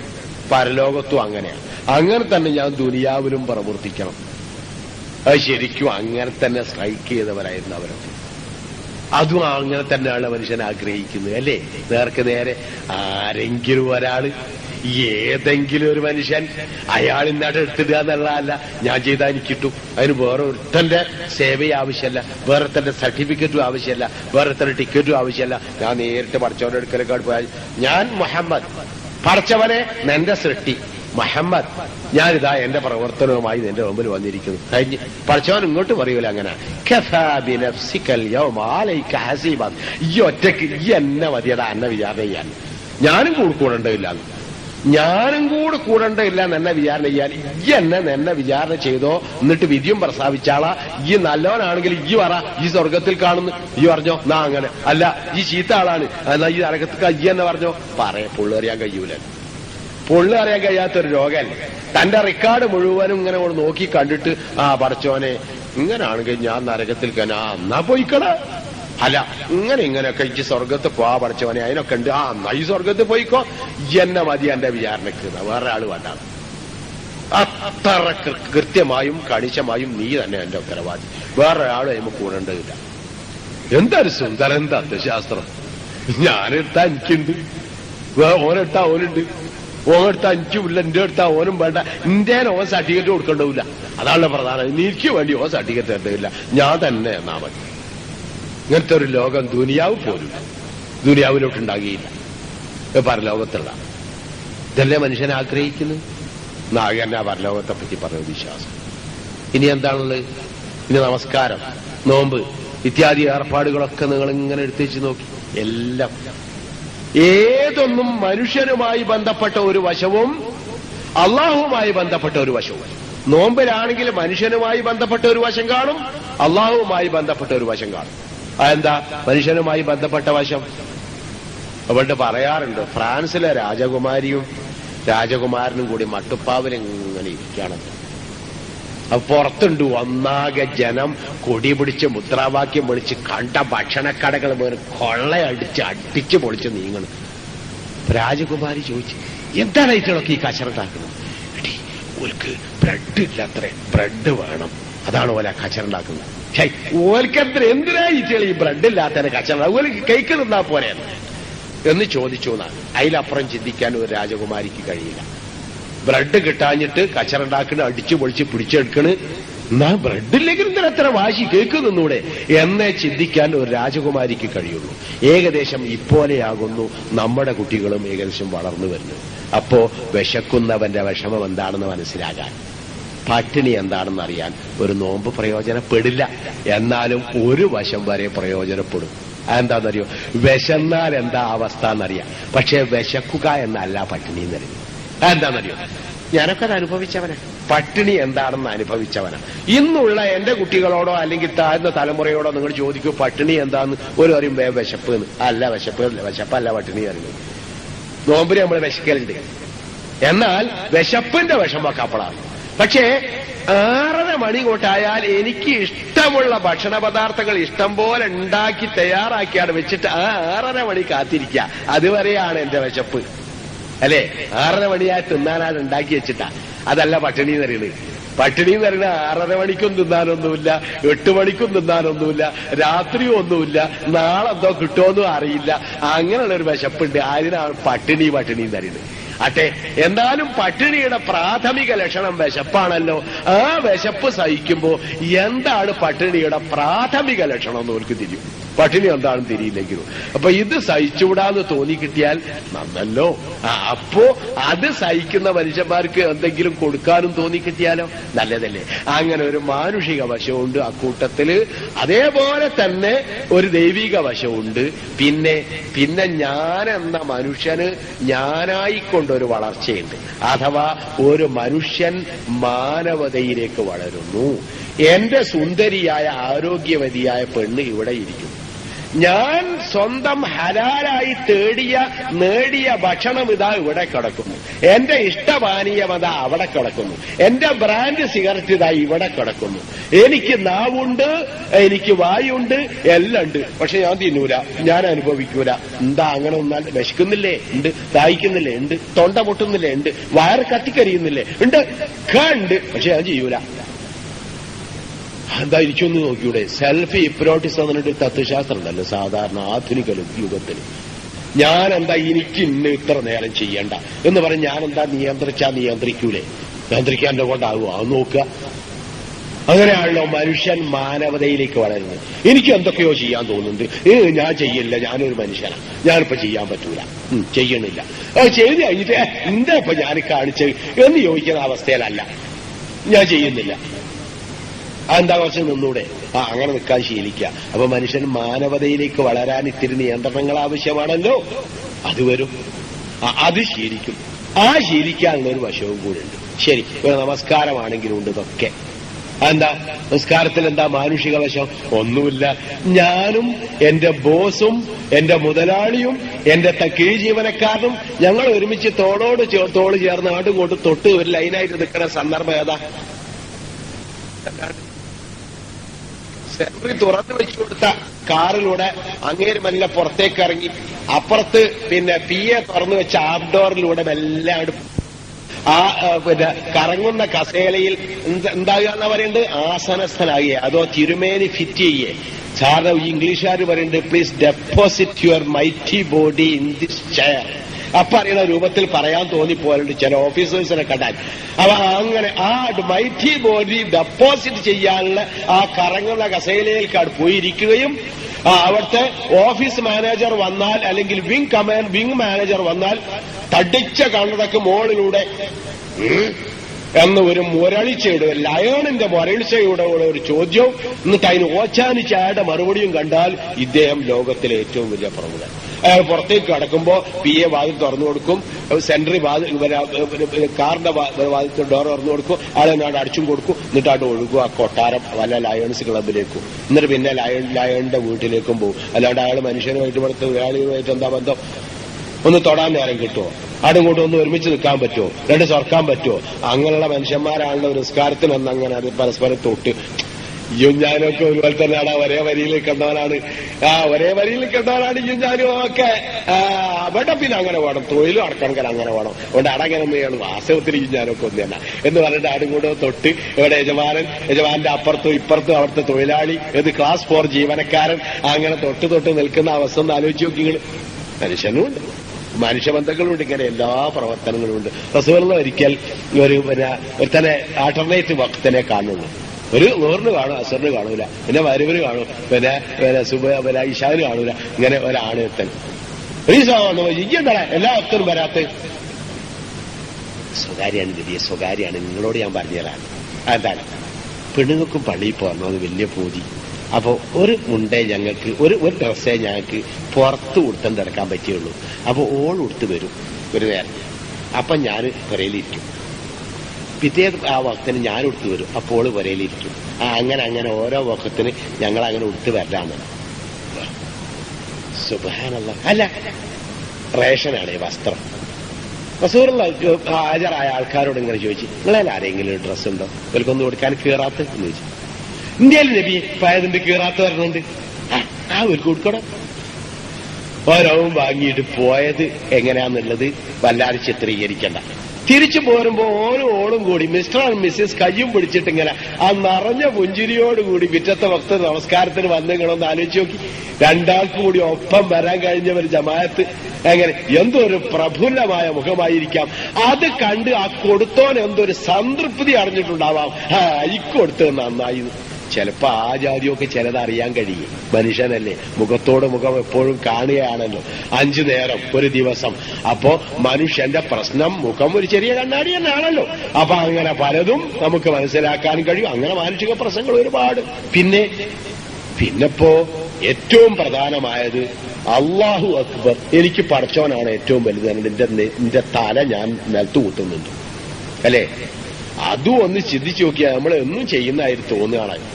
പുതുതായിട്ട് ഒരുത്തൻ ചെയ്യാൻ പറയട്ടെ, ബട്ട് ഏറ്റവും വലിയൊരു ഭരണാധിപൻ അഥവാ മറ്റേ ഇയാള് ആര്, പിന്നെ റാവു ഇവിടെ അന്ന് നിൽക്കുക, ഇന്ത്യൻ പ്രധാനമന്ത്രിയാ. അറിയില്ലടാ എന്നെ? അറിയും. അതാരാ? ഇന്ത്യൻ പ്രധാനമന്ത്രി. ഇന്ത്യൻ പ്രസിഡന്റിനേക്കാളും വലിയ ആളല്ലേ ഇന്ത്യൻ പ്രധാനമന്ത്രി? ആണ്.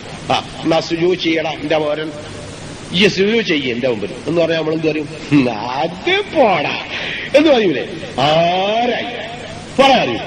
അല്ല, സുജൂദ് ചെയ്ത മര്യാദയ്ക്ക് ഇവിടുത്തെ ഈ കണ്ട ഈ ഫോഴ്സ് മുഴുവൻ ഉണ്ടായില്ല. ലോക രാഷ്ട്ര സൈന്യങ്ങളിൽ 4ാം ശക്തിയായി നിലകൊള്ളുന്ന ഇന്ത്യൻ ഫോഴ്സ് മുഴുവൻ എന്റെ കയ്യിലാണ്.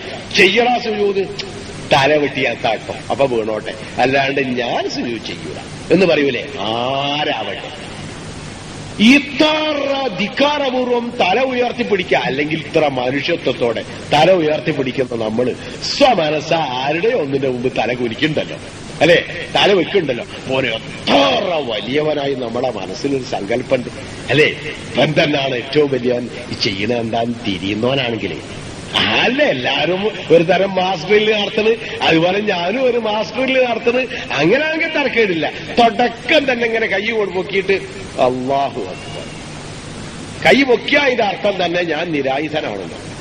ആക്രമിക്കാൻ തയ്യാറില്ല, കീഴടങ്ങിയിരിക്കുന്നു. അവിടെ നിന്നാണ് തുടങ്ങുന്നതിനൊക്കെ കീഴടങ്ങി. ആർക്ക്? അള്ളാഹ്ക്ക്. അല്ലാഹു അക്ബർ. അള്ളയാണ് ഏറ്റവും വലിയ. അവന്റെ മുമ്പിൽ ഒരു ചുക്കുമല്ല, നിരായുധനാണ് ഞാൻ. പഞ്ചമുച്ചമടക്കി കീഴടങ്ങിയിരിക്കുന്നു എന്ന് പറയുന്നത് അല്ലാഹു അക്ബർ. മനസ്സെ അടങ്ങ്. ഇതിലപ്പുറം യാതൊന്നും എന്റെ ഉള്ളിൽ നിന്ന് ചിന്തയായിണ്ടാവരുത്. അതിനാണല്ലോ നെഞ്ഞത്തടമർത്തി വെച്ച് അവിടെ തന്നെ അടങ്ങ്. എന്താ അങ്ങനെ? അതൊരു തരം സിംബോളിസമാണ്.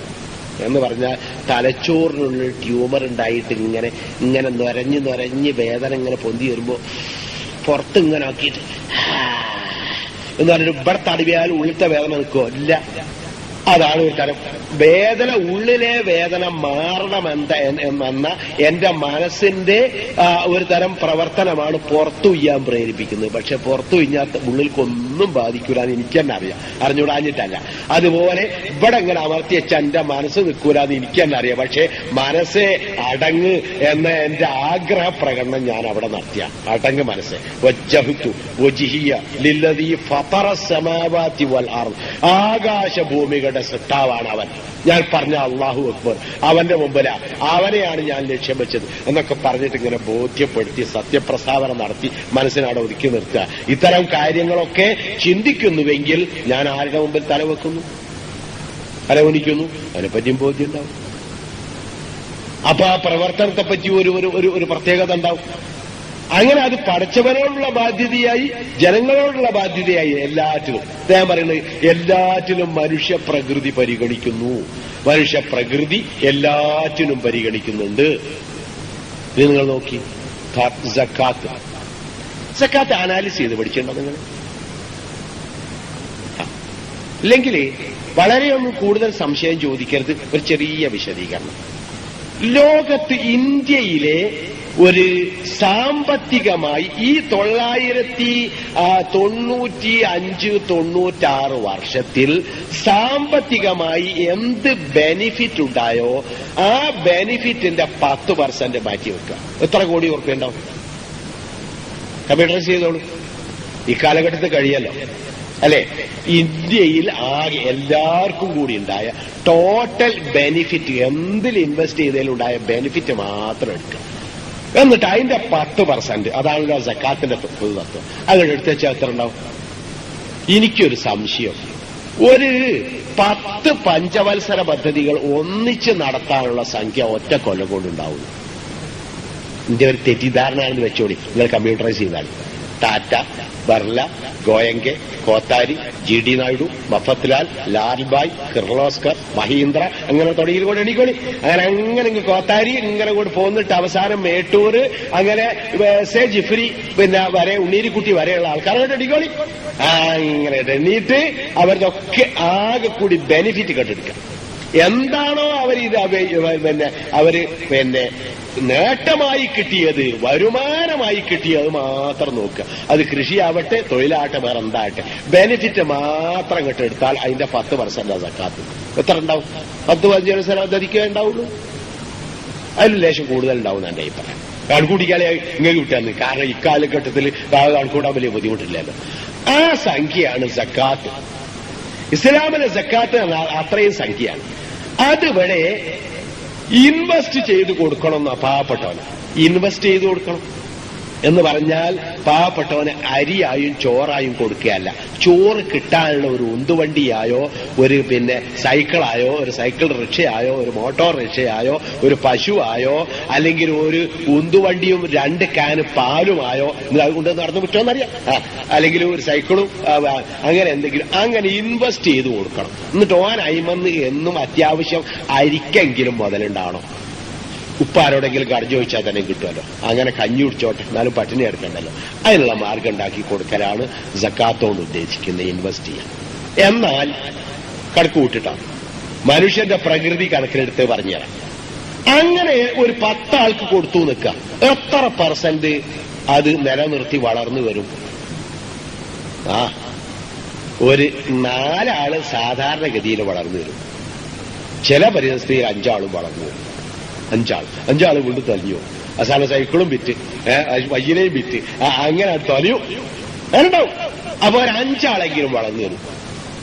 ശരി, അങ്ങനെ 5 ആള് വളരട്ടെ, ഓരോ കൊല്ലവും 5 ആള് വളരട്ടെ, 5% അല്ല 50% വളരട്ടെ, 50% ഓരോ കൊല്ലവും വളരട്ടെ. എന്നാ ഓനെ പിന്നെ നോക്കണ്ടില്ലല്ലോ. ശരി, കഴിച്ച് 50% ബാക്കിയുണ്ടല്ലോ. ആയിട്ടുകൾ ഇതൊക്കെ കിട്ടിയെങ്കിലും അവസാനം ഇപ്പൊ പട്ടിണി എടുക്കുണ്ടാവും, അറ്റുത്തിണ്ടാവും. ഓനെ പിന്നെ എന്താ മാർഗം, പരിഹാര മാർഗം? അതെ, സക്കാത്തിന്റെ പൈസ അങ്ങനെ കൊടുക്കൂല. ഇപ്പത്തെ പരിഹാര മാർഗത്തിന് വേണ്ടി സക്കാത്തിന്റെ സംഖ്യ കൊടുക്കുന്നത് താത്വികമായ കൊടുക്കാൻ പാടുള്ളൂ. താത്വികമായി പ്രായോഗികമായി തന്നെ വ്യത്യാസം എന്താ? പുഴൽക്കാട്ട് ഇറങ്ങുമ്പോ തോണിയാക്കി ഒക്കെ വെള്ളത്തിൽ മുങ്ങി, അവനിങ്ങനെ മുങ്ങി പൊങ്ങി കളിക്കണം. അപ്പൊ നീണ്ടാൻ കഴിയുന്ന നിങ്ങളൊക്കെ തോണിയോ പിടിച്ചു കയറി. അപ്പോ ഓൻ മുങ്ങണടോ, ഓനോട് പിടിച്ചിട്ട്. അപ്പൊ ഒരുത്തം വന്ന് താത്വിക ആചാര്യം പറഞ്ഞു അങ്ങനെ പിടിച്ചിട്ടിട്ട് കാര്യമല്ല. കാരണം ഓൻ നമ്മളുടെ അടുത്തുനിന്ന് മാത്രമല്ലല്ലോ വെള്ളത്തിൽ മുങ്ങുക, ഓൻ വേറെ ഇടമോ വെള്ളത്തിൽ മുങ്ങൂലെ. അപ്പൊ മുങ്ങുമ്പോ രക്ഷപ്പെടാൻ നല്ല മാർഗം എന്താ? നല്ല മാർഗം ഓൻ നീന്തി പഠിക്കണം. അതുകൊണ്ട് നമ്മളിപ്പോ അങ്ങനെ ഓൻ നീന്തി പഠിക്കട്ടെ എന്ന് പറഞ്ഞാൽ തൽക്കാലം രക്ഷപ്പെടൂല. അപ്പൊ പ്രായോഗിക മാർഗം എന്താ? ഇപ്പൊ പിടിച്ച് തോണിയിൽ കിടുക, എന്നിട്ട് കർമ്മ കൊണ്ടുവന്ന് പഠിക്കലാ നീന്തോ എന്ന് പറഞ്ഞിട്ട് ഓനെ നിർബന്ധിക്കുക. ഇതേ പറ്റുള്ളൂ അല്ലേ? അപ്പൊ താത്വികമായി വേണ്ടത് അങ്ങനെ തന്നെ. അത് ശരി, നമ്മൾ അംഗീകരിച്ചിരിക്കുന്നു. കാരണം നമ്മളുള്ളടത്ത് നമ്മൾ നീന്താൻ പഠിച്ചവരുള്ളടത്ത് മാത്രമൊന്നല്ലല്ലോ വെള്ളത്തിൽ ചാടി പോവുക. അപ്പോ അങ്ങനെ തന്നെ ആണ് വേണ്ടത്. ഈ താത്വികമായ വശമാണ് സക്കാത്തിനുള്ളത്. ആ താത്വികമായി തന്നെ അത് ചെയ്യാൻ പാടുള്ളൂ. എന്നാൽ പിന്നെ പ്രായോഗികമായി ഇങ്ങനെ ചില തൽക്കാലം പിടിച്ച് കരക്കിടേണ്ടി വരൂലേ? രണ്ടി വരും. അതിന് ഇസ്ലാം പറഞ്ഞ ഒരു തത്വങ്ങൾ ശ്രദ്ധിച്ചിട്ടുണ്ടോ? ലൈസൽ ബിർറ അൻ തുവല്ലു വുജൂഹക്കും ഖിബലൽ മശ്രിഖി വൽ മഗ്രിബി എന്ന ആയത്തില് മുഴുവൻ ഞാൻ ഓതുന്നില്ല. വആതൽ മാല അലാ ഹുബ്ബിഹി ദവിൽ ഖുർബാ വൽ യതാമാ വൽ മസാകീൻ വബ്നസ് സബീൽ വസ്സായിലീൻ വഫിർ റിഖാബ് എന്നിങ്ങനെ പറഞ്ഞിട്ട് പിന്നെ വഅഖാമ സ്വലാത്ത വആതസ് സകാത്ത. എന്താ പറഞ്ഞത്? ആതൽ മാല അലാ ഹുബ്ബിഹി, പണത്തോട് അത്യാർത്തിയും അത്യാവശ്യവും ഉള്ളപ്പോൾ തന്നെ അവൻ ഫക്കീറിനും മിസ്കീനും കടബാധിതനും മറ്റോനും മറിച്ചോനും ഒക്കെ കൊടുക്കണം. എന്താ പറഞ്ഞത്? പണത്തോട് അത്യാർത്തിയും അത്യാവശ്യവും ഉള്ളപ്പോൾ പാവപ്പെട്ടവനും കഷ്ടപ്പെട്ടവനും കടബാധിതനും വിഷമിക്കുന്നവനും ഒക്കെ കൊടുക്കണം.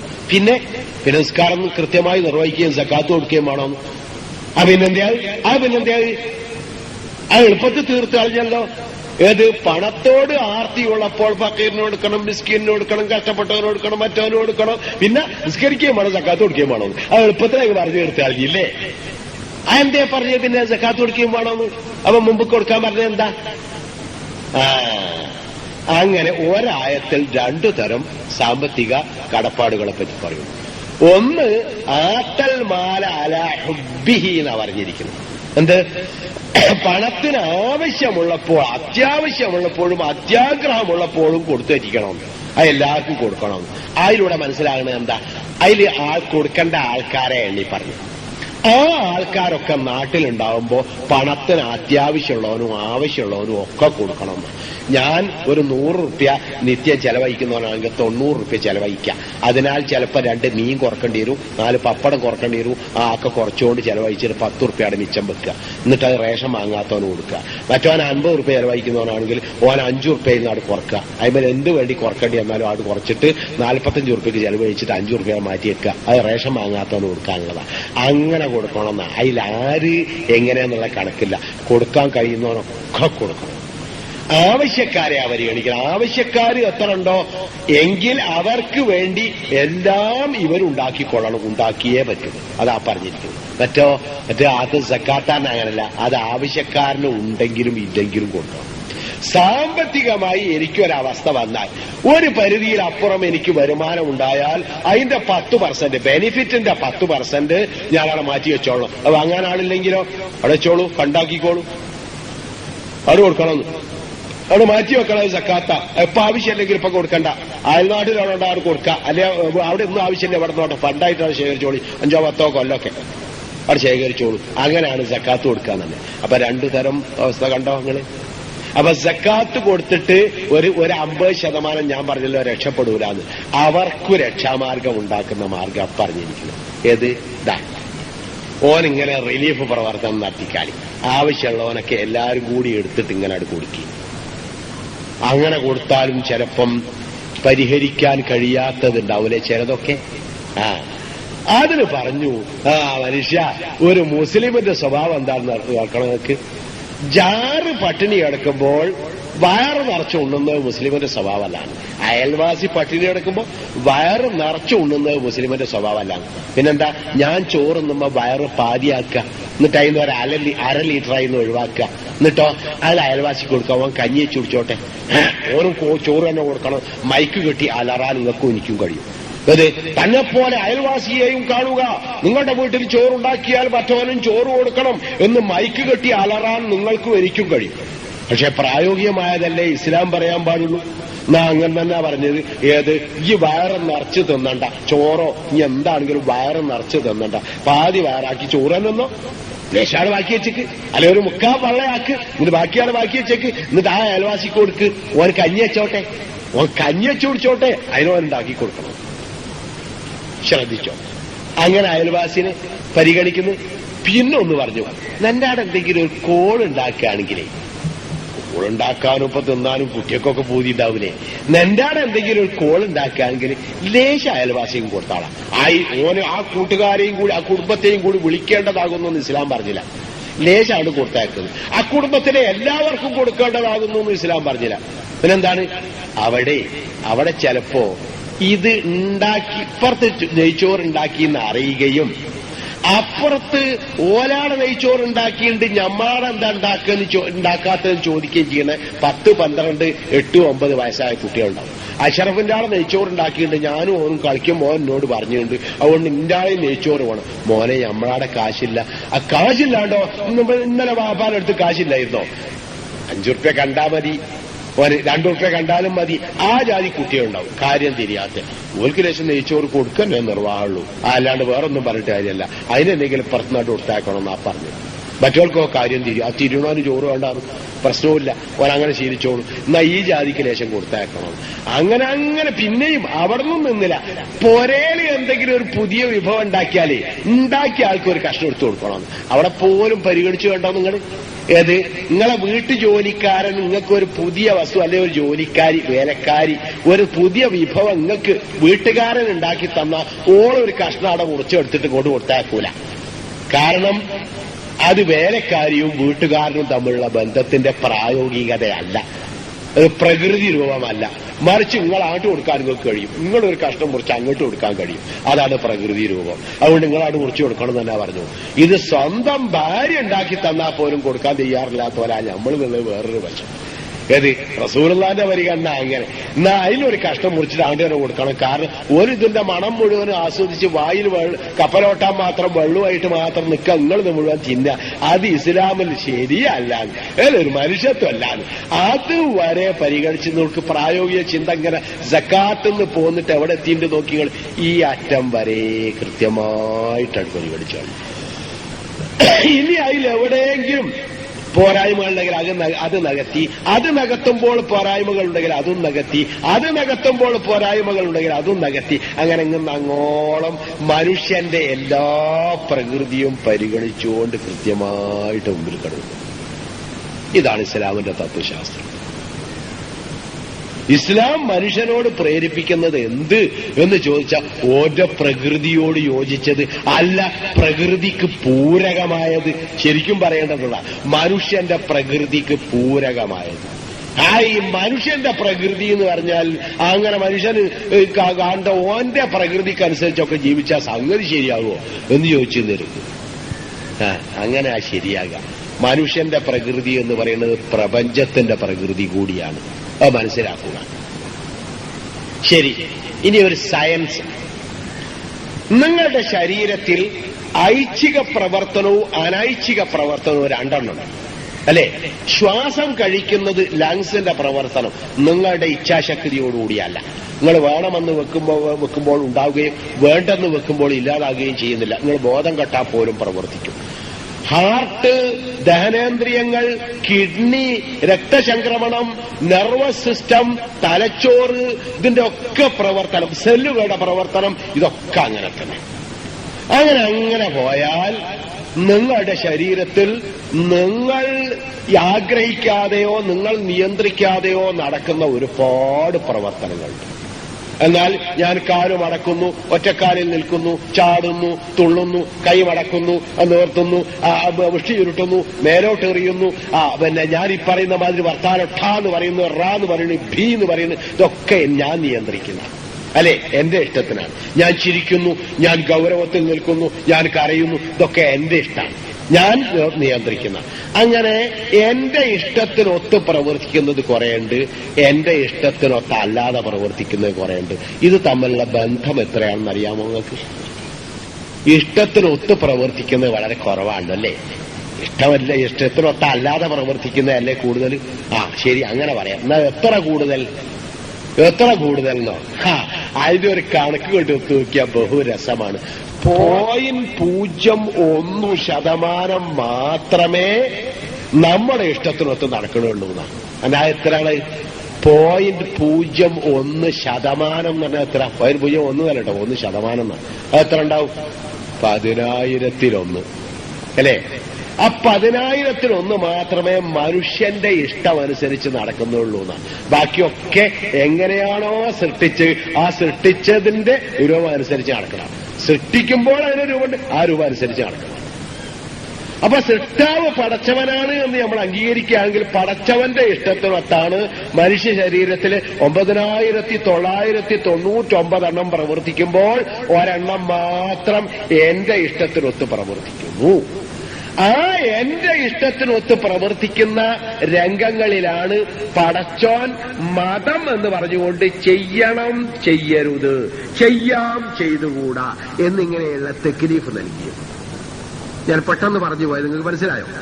മനുഷ്യന് ചെയ്യണം, ചെയ്യരുത് എന്നിങ്ങനെയുള്ള മതത്തിന്റെ നിർബന്ധ നിർദ്ദേശങ്ങളില്ലേ? ചെയ്യണം, ചെയ്യരുത് എന്നൊക്കെയുള്ള ആ നിർദ്ദേശങ്ങളൊക്കെ ഈ 10,000-1 ഉണ്ടല്ലോ മനുഷ്യന് സ്വാതന്ത്ര്യമുള്ളത്, ആ വശത്തെ മാത്രം ബന്ധപ്പെട്ടു നിൽക്കുന്നു. ഇനിയാണ് അടുത്ത നമ്മൾ അവസാന തീരുമാനത്തിലേക്ക് എത്തിച്ചത്. ബുദ്ധിയുള്ള മനുഷ്യ, നിന്റെ ശരീരത്തിലെ 10,000 എണ്ണത്തിൽ ഒരെണ്ണം മാത്രം എന്റെ ഇഷ്ടത്തിനും കഴിച്ചുള്ളതെല്ലാം സൃഷ്ടാവിന്റെ ഇഷ്ടത്തിനും നടക്കുന്നു. ഈ 10,000-ൽ ഒരെണ്ണത്തിൽ മാത്രം നിന്റെ സൃഷ്ടാവ് നിന്നോട് പറഞ്ഞു തന്നു, ഇങ്ങനെ ചെയ്യ്, അതാണ് നിനക്ക് നല്ലത് എങ്കിൽ അപ്പറഞ്ഞത് സ്വീകരിക്കുകയാണോ ബുദ്ധി, അതോ തള്ളിക്കളയുകയാണോ ബുദ്ധി? നിങ്ങൾ പറയൂ. ഇപ്പൊ മതം സ്വീകരിക്കുന്നതിന്റെ ആകത്തുക ഞാൻ പറഞ്ഞു. അത് വാഖിം വജ്ഹക ലിദ്ദീനി ഹനീഫൻ ഫീത്രത്തല്ലാഹി അല്ലതി ഫതറന്നാസ അലൈഹ, ഫീത്രത്തല്ലാഹി അല്ലതി ഫതറന്നാസ അലൈഹ. പടച്ചോൻ പടച്ച പ്രകൃതി അനുസരിച്ച് പ്രകൃതിയിലൂടെ പ്രകൃതിക്ക് താതാത്മ്യപ്പെട്ടുകൊണ്ട് അതിനൊരു മാറ്റവും വരുത്താതെയാണ് മതത്തോടാദ്യം എന്ന് പറഞ്ഞ തത്വത്തെ ഞാൻ ഒരിത്തിരി കണക്കിലൂടെ നിങ്ങളുടെ മുമ്പിൽ വെക്കുകയാണ്. പടച്ചോൻ പറഞ്ഞ ഈ ആശയം ഒരു കണക്കിലൂടെ നിങ്ങളുടെ മുമ്പിൽ വെക്കുകയാണ്. ഒരു മനുഷ്യ ശരീരത്തിലെ പ്രവർത്തനങ്ങളിൽ 10,000 പ്രവർത്തനങ്ങൾ നടക്കുമ്പോൾ ഒരെണ്ണം മാത്രം എന്റെ ഇഷ്ടത്തിനുണ്ട്, കഴിച്ചു മുഴുവനും പടച്ചവന്റെ ഇഷ്ടത്തിനുണ്ട്. അപ്പടച്ചവൻ തന്നെയാണ് ഈ ഒരെണ്ണത്തിൽ ഇങ്ങനെ ചെയ്യണം, ഇങ്ങനെ ചെയ്യരുത് എന്ന് നിർദ്ദേശം നൽകുന്നത്. അപ്പടച്ചവന്റെ നിയമം ഇതിൽ സ്വീകരിക്കുകയാണോ ബുദ്ധി, തള്ളിക്കളയുകയാണോ ബുദ്ധി എന്നാണ്. ഇത് മനസ്സിലാക്കാൻ ഇപ്പൊ ഐൻസ്റ്റീന്റെ ബുദ്ധി ആവശ്യമുണ്ടോ? ഇത് വളരെ എളുപ്പമല്ലെന്ന് മനസ്സിലാക്കാൻ. ശരി, അടുത്ത നീക്കം. എന്റെ പ്രവർത്തനവും എന്റെ ശരീരത്തിലെ ഈ പ്രകൃതിയുമാകെ ഇവിടത്തെ സൂര്യൻ, ചന്ദ്രൻ, മഴ, വെള്ളം, വായു, നീരാവി, അറ്റ്മോസ്ഫിയർ, ആകർഷണം, ഇതെല്ലാമായി ബന്ധപ്പെട്ട് നിൽക്കുന്നു. അങ്ങനെ ഞാൻ ഈ സൗരയൂഥവുമായി ഈ ഭൂമിയുമായി ബന്ധപ്പെട്ട് നിൽക്കുന്നു. അങ്ങനെ ഇവിടുത്തെ സസ്യജാലങ്ങളും ജന്തുജാലങ്ങളും ഒക്കെ ഞാനുമായി ബന്ധപ്പെട്ട് നിൽക്കുന്നു. ഖുർആനിലൊരു തത്വം കണ്ടിട്ടോ നിങ്ങൾ ശ്രദ്ധിച്ചിട്ടുണ്ടോ എന്ന് എനിക്ക് അറിഞ്ഞൂടാ. നിങ്ങൾ മഹാ അനാവശ്യം കാണിച്ചാൽ ഭൂമുഖത്ത് ദാമ്പത്തിനെ മുഴുവൻ ഞാൻ നശിപ്പിച്ചു കളയുന്ന പടച്ചവന്റെ ഭീഷണി എന്ന് പറഞ്ഞാൽ ജന്തുജാലങ്ങളെ നശിപ്പിച്ചു കളയുന്നു. മനുഷ്യൻ മഹാവൃത്തികേട് കാണിച്ചാൽ ജന്തുജാലത്തെ നശിപ്പിച്ചു കളയുള്ളൂ. പിന്നെ നിങ്ങൾ എങ്ങനെ ജീവിക്കാന്ന് എനിക്കൊന്ന് കാണണല്ലോ എന്ന്. ജന്തുജാലം നശിച്ചാൽ എന്തു വരും എന്നുള്ളത് വേറെ പഠിക്കേണ്ടതാണ്. മനുഷ്യൻ എന്താ പടച്ചവന് വലിയ ഭീഷണിയായിട്ട് പറയാൻ കാരണം? എടാ, നിങ്ങളെല്ലാം കൂടി ഇങ്ങനെ അനാവശ്യം കാണിച്ചാൽ ഞാൻ മംഗലാപുരത്തുള്ള സകലത്തിനും തീ കൊടുത്താട്ടോ എന്ന് പറഞ്ഞിട്ട് കാര്യമല്ലല്ലോ ആ സർക്കൂട്ടുകാരോട്. ഒരിക്കലും ഭീഷണിയല്ലല്ലോ. അപ്പൊ ഇതെന്താണ് ഈ ഭീഷണി? നിങ്ങളെങ്ങനെ അനാവശ്യം കാണിച്ച ജന്തുജാലത്തെ ഒരൊറ്റ എണ്ണത്തിന് ഞാൻ മാ തറക്ക അലിഹാമിൻ ദാബ എന്നാണ്, ഒരൊറ്റ ജന്തുജാലത്തിനെ ഞാൻ ഈ ലോകത്ത് വെച്ചുപോലട്ടോ കൊന്നുകളയും ഞാൻ എന്ന് പറഞ്ഞാൽ പിന്നെ നിങ്ങളെങ്ങനെ ജീവിക്കുമെന്ന് എനിക്കൊന്ന് കാണണമെന്ന് തന്നെ പറഞ്ഞതിന്റെ അർത്ഥം. അത് കൂടുതൽ ഞാൻ വിശദീകരിക്കുന്നില്ല, വിശദീകരിച്ചാൽ എമ്പാട് നിങ്ങൾക്ക് അത് മനസ്സിലാക്കാൻ കഴിയും. ഒക്കെ പോട്ടെ, ഒറ്റ ഒന്ന് മാത്രമാണ് ചോദിക്കുക. ഈ ശവവും പിന്നെ ഈ വേസ്റ്റൊക്കെ അഴിഞ്ഞു പോകുക, മണ്ണിൽ അഴിഞ്ഞു ചേർന്ന് പോകുക എന്നൊരു സ്വഭാവം ഉണ്ടല്ലോ, അതൊരു ബാക്ടീരിയയുടെ പ്രവർത്തനമല്ല. അല്ലെങ്കിൽ ഈ മണ്ണിൽ തക്കാളിയായി തന്നെ അങ്ങനെ ഉണങ്ങിയാറ് നിൽക്കൂലേ, കാബേജായി തന്നെ ഉണങ്ങിയാറ് നിൽക്കൂലേ, പിന്നെ പൊട്ടാറ്റോ ആയി തന്നെ ആറ് നിൽക്കൂലേ, നമ്മൾ ഈ ഭക്ഷണ വേസ്റ്റുകൾ ഇങ്ങനെ അരിമണിയായി തന്നെ ആറ് നിൽക്കൂലേ, പിന്നെ പൂച്ചന്റെ തലയായി തന്നെ നിൽക്കൂലേ, മനുഷ്യ മയ്യത്ത് മർഹൂമായി തന്നെ ഇങ്ങനെ ഔലിയാക്കളെ മയ്യത്ത് പോലെ ഒന്നും കിടക്കൂലേ. അങ്ങനാണോ എന്ന് എനിക്ക് അറിവട്ടോ, ഞാൻ അവരോട് നോക്കിയില്ല. പിന്നെ അങ്ങനെ തന്നെ എല്ലായിടത്തും എല്ലാ മനുഷ്യന്മാരും എല്ലാ ജന്തുക്കളും അങ്ങനെ നിന്നാല് ബാക്ടീരിയ അല്ലാണ്ടായാൽ അങ്ങനെ ആവും. അങ്ങനെ ആകുമ്പോ പക്ഷേ ഈ പിന്നെ ഇവര് പറയൽ എന്താണെന്നറിയോ, ഈ ഇക്കോളജിന്റെ ആൾക്കാർ പറയല് 4 കൊല്ലം കഴിഞ്ഞാൽ നിങ്ങൾ ഒരടി വെച്ച് രണ്ടാമത്തെ അടി വെക്കുന്ന ഒരു ശവത്തിന്റെ മുകളായിരിക്കും. ഒരേ നാട് പുറത്തിറങ്ങിയിട്ട് ആദ്യത്തെ അടി വെച്ച് രണ്ടാമത്തെ അടി വെക്കുന്ന ഒരു ശവത്തിന്റെ മുകളായിരിക്കും. അത്ര ശവം കൊന്നുകൂടുമ്പോ ഈ ബാക്ടീരിയ ഉള്ളത് കൊണ്ട് എന്തുണ്ടെന്ന് അറിയങ്ങള് കണ്ട ശവമൊക്കെ പറഞ്ഞ് ഒഴിവായി എന്ന് മാത്രമല്ല, അതിന്റെ നാറ്റവും ഒക്കെ 2 ദിവസം കൊണ്ട് അവുവാട് കഴിഞ്ഞ്, എന്നിട്ട് അക്കണ്ട തക്കാളി ഇക്കണ്ട തെങ്ങും ഇക്കണ്ട മാവും അക്കണ്ട കർമൂസയും അക്കണ്ട ചീരയും ഒക്കെ ആട് വലിച്ചെടുത്ത് അതുപോലെ കായ് ഉണ്ടാകുന്നിടത്ത് കായ് ഉണ്ടായി, ഇല ഉണ്ടാകുന്നിടത്ത് ഇല ഉണ്ടായി, പിന്നെ അത് നമുക്ക് എന്നെ തിന്നാം. അതതിന്റെ പ്രത്യേകത. അങ്ങനെ കുറെ കാലം ഞാൻ തിന്ന് ഉച്ചിഷ്ടം ആട് പുറത്ത് തള്ളിക്കൊടുത്ത് അത് നോക്കി ചെടികൾ വലിച്ചെടുത്ത് അത് കായ് ഉണ്ടായി, അതും ഞാൻ തന്നെ തിന്ന് അവസാനം ഞാൻ ചത്ത ആളവിടെ കുഴിച്ചിട്ടൊക്കെ അത് വലിച്ചെടുത്തിട്ട് കായ് ഉണ്ടായിക്കോളിന്റെ മോനെ തിന്ന് അങ്ങനെ പോകുന്നു. അത് കണ്ടിന്യൂസ് ആയ ഒരു തലമുറകളിലൂടെ അങ്ങനെ ഒരു ചെയിനായി കൈമാറിപ്പോകുന്നു. ഈ ബാക്ടീരിയന്റെ ഗുണം പറഞ്ഞോക്കെ അതാണ് നശിച്ചാൽ എന്തുണ്ടാവും? ആ ബാക്ടീരിയ മാത്രമാണ് നശിച്ചാൽ ഈ ഭൂമുഖത്ത് എന്തുണ്ടാവും? അതൊന്ന് പഠിച്ചാൽ എന്തുണ്ടാവും ചിന്തിക്കാൻ പോലും നിങ്ങൾക്ക് കഴിയാത്ത അത്ര വലിയൊരു അത്ഭുത കണ്ടുപിടുത്തമായിരിക്കും ബാക്ടീരിയ നശിച്ചാൽ എന്നതിന് ഉത്തരം കണ്ടെത്തിയാൽ. പിന്നെ ഈ ലോകത്തെ ജന്തുജാലം മുഴുവൻ നശിച്ചാലെന്നുള്ളത് ഞാൻ പറയേണ്ടതില്ലല്ലോ. അപ്പൊ ഞാൻ പറഞ്ഞു എന്താണെന്നറിയാം, ഇതൊക്കെ മനുഷ്യനുമായി ബന്ധപ്പെട്ടു നിൽക്കുന്നു. അപ്പം മനുഷ്യന്റെ പ്രകൃതി ഇവയെല്ലാമായി ബന്ധപ്പെട്ടു നിൽക്കുന്നു, മറ്റ് സസ്യജാലവുമായി ബന്ധപ്പെട്ടു നിൽക്കുന്നു. അങ്ങനെ ഈ ഭൂമി ഈ ബ്രഹ്മാണ്ടവുമായി ബന്ധപ്പെട്ടു നിൽക്കുന്നു, ഈ ബ്രഹ്മാണ്ടം ഇവിടുത്തെ സോളാർ സിസ്റ്റവുമായി ബന്ധപ്പെട്ടു നിൽക്കുന്നു. അവയെല്ലാം അവസാനം യൂണിവേഴ്സിനോട് ബന്ധപ്പെട്ടു നിൽക്കുന്നു. അങ്ങനെ നോക്കുമ്പോൾ ഈ യൂണിവേഴ്സിന്റെ, ഈ ഗാലക്സിയുടെ, ഈ സോളാർ സിസ്റ്റത്തിന്റെ, ഈ പിന്നെ ഭൂമിയുടെ, അങ്ങനെ എല്ലാറ്റിന്റെയും പ്രകൃതി, അങ്ങനെ അവസാനം എന്റെ പ്രകൃതി അനുസരിച്ച് നീങ്ങുന്ന 10,000ങ്ങളിൽ ഒന്നൊഴിച്ച് ബാക്കിയുള്ളതൊക്കെ ആ ഒന്നിന് മാത്രം ഈ പ്രകൃതിയൊക്കെ നിയന്ത്രിക്കുന്ന, പ്രപഞ്ചത്തിന്റെ പ്രകൃതി മുതൽ എന്റെ പ്രകൃതി വരെ നിയന്ത്രിക്കുന്ന ഒരു പടച്ചോൻ, ഒരു സൃഷ്ടാവ് എന്നോട് പറഞ്ഞു. ആ ഒരൊറ്റ 10,000-ൽ 1 കാര്യത്തിൽ എന്നോട് പറഞ്ഞു, മോനെ ഇങ്ങനെ ചെയ്താളാ, അതാ നിനക്ക് നല്ലത്. ഞാനത് സ്വീകരിക്കുകയാണ് ബുദ്ധിയെന്ന് മനസ്സിലാക്കാൻ അത്ര വലിയ പണിയൊന്നുമില്ല. കഴിഞ്ഞു. വാഖിം വജ്ഹക ലിദ്ദീനി ഹനീഫൻ ഫിത്രത്തല്ലാഹി അല്ലത്തി ഫതറന്നാസ അലൈഹ. എന്നിട്ടും മനുഷ്യൻ ഇക്കാര്യം മനസ്സിലാക്കില്ലല്ലോ എന്ന് ആലോചിച്ച് നോക്കിയവർ. വലാകിൻ അക്സറന്നാസി ലാ യഅലമൂൻ. ഇതാണ് ഖുർആന്റെ പാത. നിങ്ങൾക്ക് ഇഷ്ടപ്പെട്ട ഒരു വിശദീകരണമായിട്ടില്ല, അതെനിക്കറിയാം. പക്ഷേ ഞാൻ ഖുർആാനിന്റെ പാത എന്ന് പറഞ്ഞിട്ട് ഇവിടെ എല്ലാവരും ഖുർആാന്റെ പാത പിന്നെ വിശദീകരിച്ച് കാണിക്കാറില്ല. സിറാത്തുൽ മുസ്തഖീമും മറ്റും മറിച്ചും ഒക്കെ അല്ല, ഇന്ന ഹാദൽ ഖുർആന യഹ്ദീ ലില്ലത്തീ ഹിയ അഖ്വം എല്ലാവരും വരച്ച് കാണിക്കാറുണ്ട്. പക്ഷെ അപ്പാതെ എനിക്ക് വരച്ച് കാണിക്കാനില്ല. ഞാൻ അതും പറയുന്നത് യഹ്ദീ ലില്ലത്തീ ഹിയ അഖ്വം. അഖ്വം എന്ന് പറഞ്ഞ ബാലൻസ്ഡ് വൺ. അഖ്വം ഖവീം അഖ്വം എന്ന് പറഞ്ഞ ബാലൻസ്ഡ് വൺ, കൃത്യമായി സമന്വയിച്ച് നിൽക്കുന്ന അഥവാ സമ്യക്കായി നിൽക്കുന്ന ഒരു പ്രപഞ്ചത്തിന്റെ സംവിധാനം. അപ്പൊ ഇന്ന ഹാദൽ ഖുർആന യഹ്ദീ ലില്ലത്തീ ഹിയ അഖ്വം എന്ന് പറഞ്ഞാൽ ഖുർആൻ തെളിയിക്കുന്ന പാത ഏതാണെന്നറിയാമോ? പ്രപഞ്ചത്തിന്റെ ആകെ ബാലൻസ് കാത്തുരക്ഷിക്കുന്ന, ഈ പാതയാകുന്നു. പ്രപഞ്ചത്തിന്റെ ബാലൻസ് കാത്തുരക്ഷിക്കപ്പെടണമെങ്കിൽ ഈ മനുഷ്യന്മാർ ഖുർആൻ പറഞ്ഞ പാതയിലൂടെ ജീവിക്കാൻ കുറച്ചെണ്ണെങ്കിലും വേണം. അഥവാ ആ എണ്ണം കുറച്ചെണ്ണം ഇല്ല എങ്കിൽ ഈ ഭൂമുഖം അങ്ങനെ തന്നെ നശിച്ചു പോകും. നിങ്ങൾ ചോദിക്കൂ ആ എങ്ങനെയെന്ന് എനിക്ക് അറിഞ്ഞുകൂടാ. അത് പടച്ചോൻ വിചാരിച്ചാൽ മറാത്തുവാഡ ഏരിയകളിൽ ഒരു 19 ഗ്രാമം ഒന്നുമില്ല, യാതൊന്നുമില്ല, ഒന്നും സംഭവിച്ചിട്ടില്ല. എന്തോ ഒരു ചെറിയ ഭൂമിക്ക് ചെറിയൊരു കുലുക്കുണ്ടായി. പുറത്തെ കൂട്ടിലെ കോഴികളൊന്നും ചത്തുപോയിട്ടില്ല. പുറത്ത് ആലയിൽ കെട്ടിയിരിക്കുന്ന പശുക്കൾക്കൊന്നും ഒന്നും സംഭവിച്ചിട്ടില്ല. തൊട്ടടുത്ത ചെടിയുടെ മുകളിൽ താമസിക്കുന്ന കോഴിക്ക് പോലും ഒരു ചുക്കും ഏറ്റിട്ടില്ല.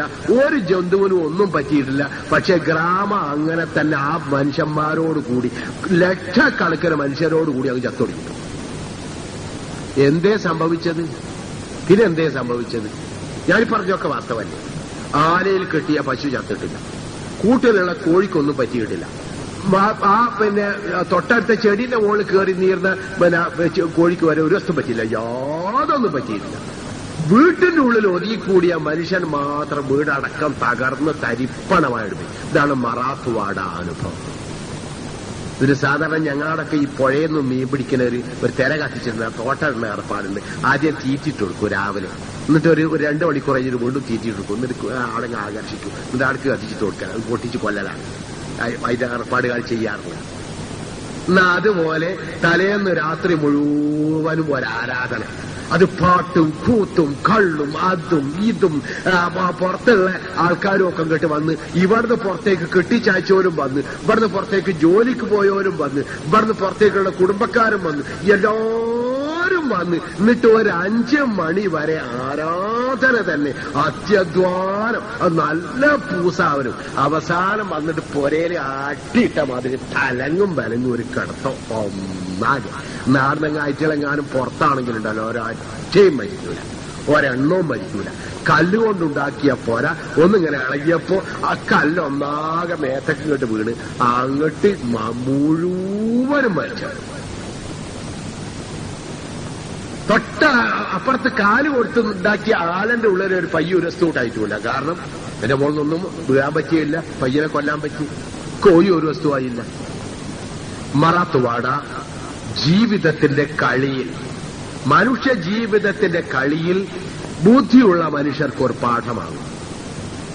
ഇക്കണ്ട ജീവികളൊക്കെ ഉണ്ടായിരിക്കെ അതിൽ കരുത്തനായ മനുഷ്യനെ മാത്രം ഇങ്ങോട്ടെടുത്തിട്ട് എങ്ങനെ കൊല്ലരുത്. അതിന് വ്യക്തമായ തെളിവാണ്. അതെങ്ങനെ? അതോ വഹറൽ ഫസാദു ഫിൽ ബർരി വൽ ബഹരി ബിമാ കസബത്ത് ഐദിൻ നാസ് പടച്ചോൻ പറഞ്ഞ മാതിരി തന്നെ ഓന്റെ കൈകൊണ്ട് കരിങ്കല്ലിൽ പൊര പണിതുണ്ടാക്കി അക്കല്ലിന്റെ പേര് കൊണ്ട് വരികയും ചെയ്തു. ഇതിലിപ്പോ കരിങ്കല്ലോണ്ട് ഉണ്ടാക്കിയിരുന്നത് വല്ല മുള കൊണ്ട് ഉണ്ടാക്കിയാ പോരെ, മാറ്റി. പിന്നെ വേറൊന്നുണ്ട്. എന്നെ പോലത്തെ ഏതെങ്കിലും താടി വെച്ച മനുഷ്യന്മാര് പറയും, മനോരമയോടും മാതൃഭൂമിയോടും അതിന്റെ എഞ്ചിനീയർമാരോടും പറയും, മനുഷ്യനിങ്ങനെ ഒന്നാകെ നശിച്ചു പോയടുത്ത് പിന്നെ പൊരണ്ടാക്കരുത് കേട്ടോന്ന്. ഒരു പറയും, ആധുനിക എഞ്ചിനീയറിംഗ് നിങ്ങളുടെ മതത്തിലെ മിത്തുകളായ മാമകഥകളെക്കാൾ ഉയർന്നു നിൽക്കുന്നു. എന്നിട്ടിപ്പോ പൊരണ്ടാക്കിയിട്ട് എത്ര എണ്ണം നശിച്ച് 5000 എണ്ണത്തിനെ പൊട്ടുകുടുങ്ങിയുള്ളൂ.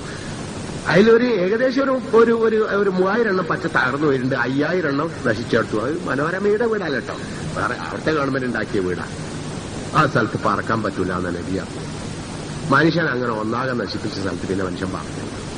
പിന്നെ കാലം കുറെ ചെല്ലട്ടെ, എന്നിട്ട് അവിടെ സസ്യജാലങ്ങളും ബാക്കിയുള്ളതൊക്കെ വളർന്ന് സാധാരണ പ്രകൃതിയിലെത്തും. എന്നിട്ട് താമസിക്കാൻ പറ്റുന്നത് അത്ര പെട്ടെന്നൊന്നും അവിടെ വീണ്ടും താമസിക്കേണ്ടതാണ്. ഇത് റസൂലുള്ളാഹിയുടെ പ്രവചനമാണ്. അതിപ്പോ ഏഴാം നൂറ്റാണ്ടുകാരൻ ഒട്ടക സംസ്കാരി പ്രഖ്യാപിച്ച പ്രവചനം നമ്മളെന്തിനു സ്വീകരിക്കുന്നു എന്ന് തോന്നിയിരിക്കാം. ബഹുമാനപ്പെട്ടവരെ,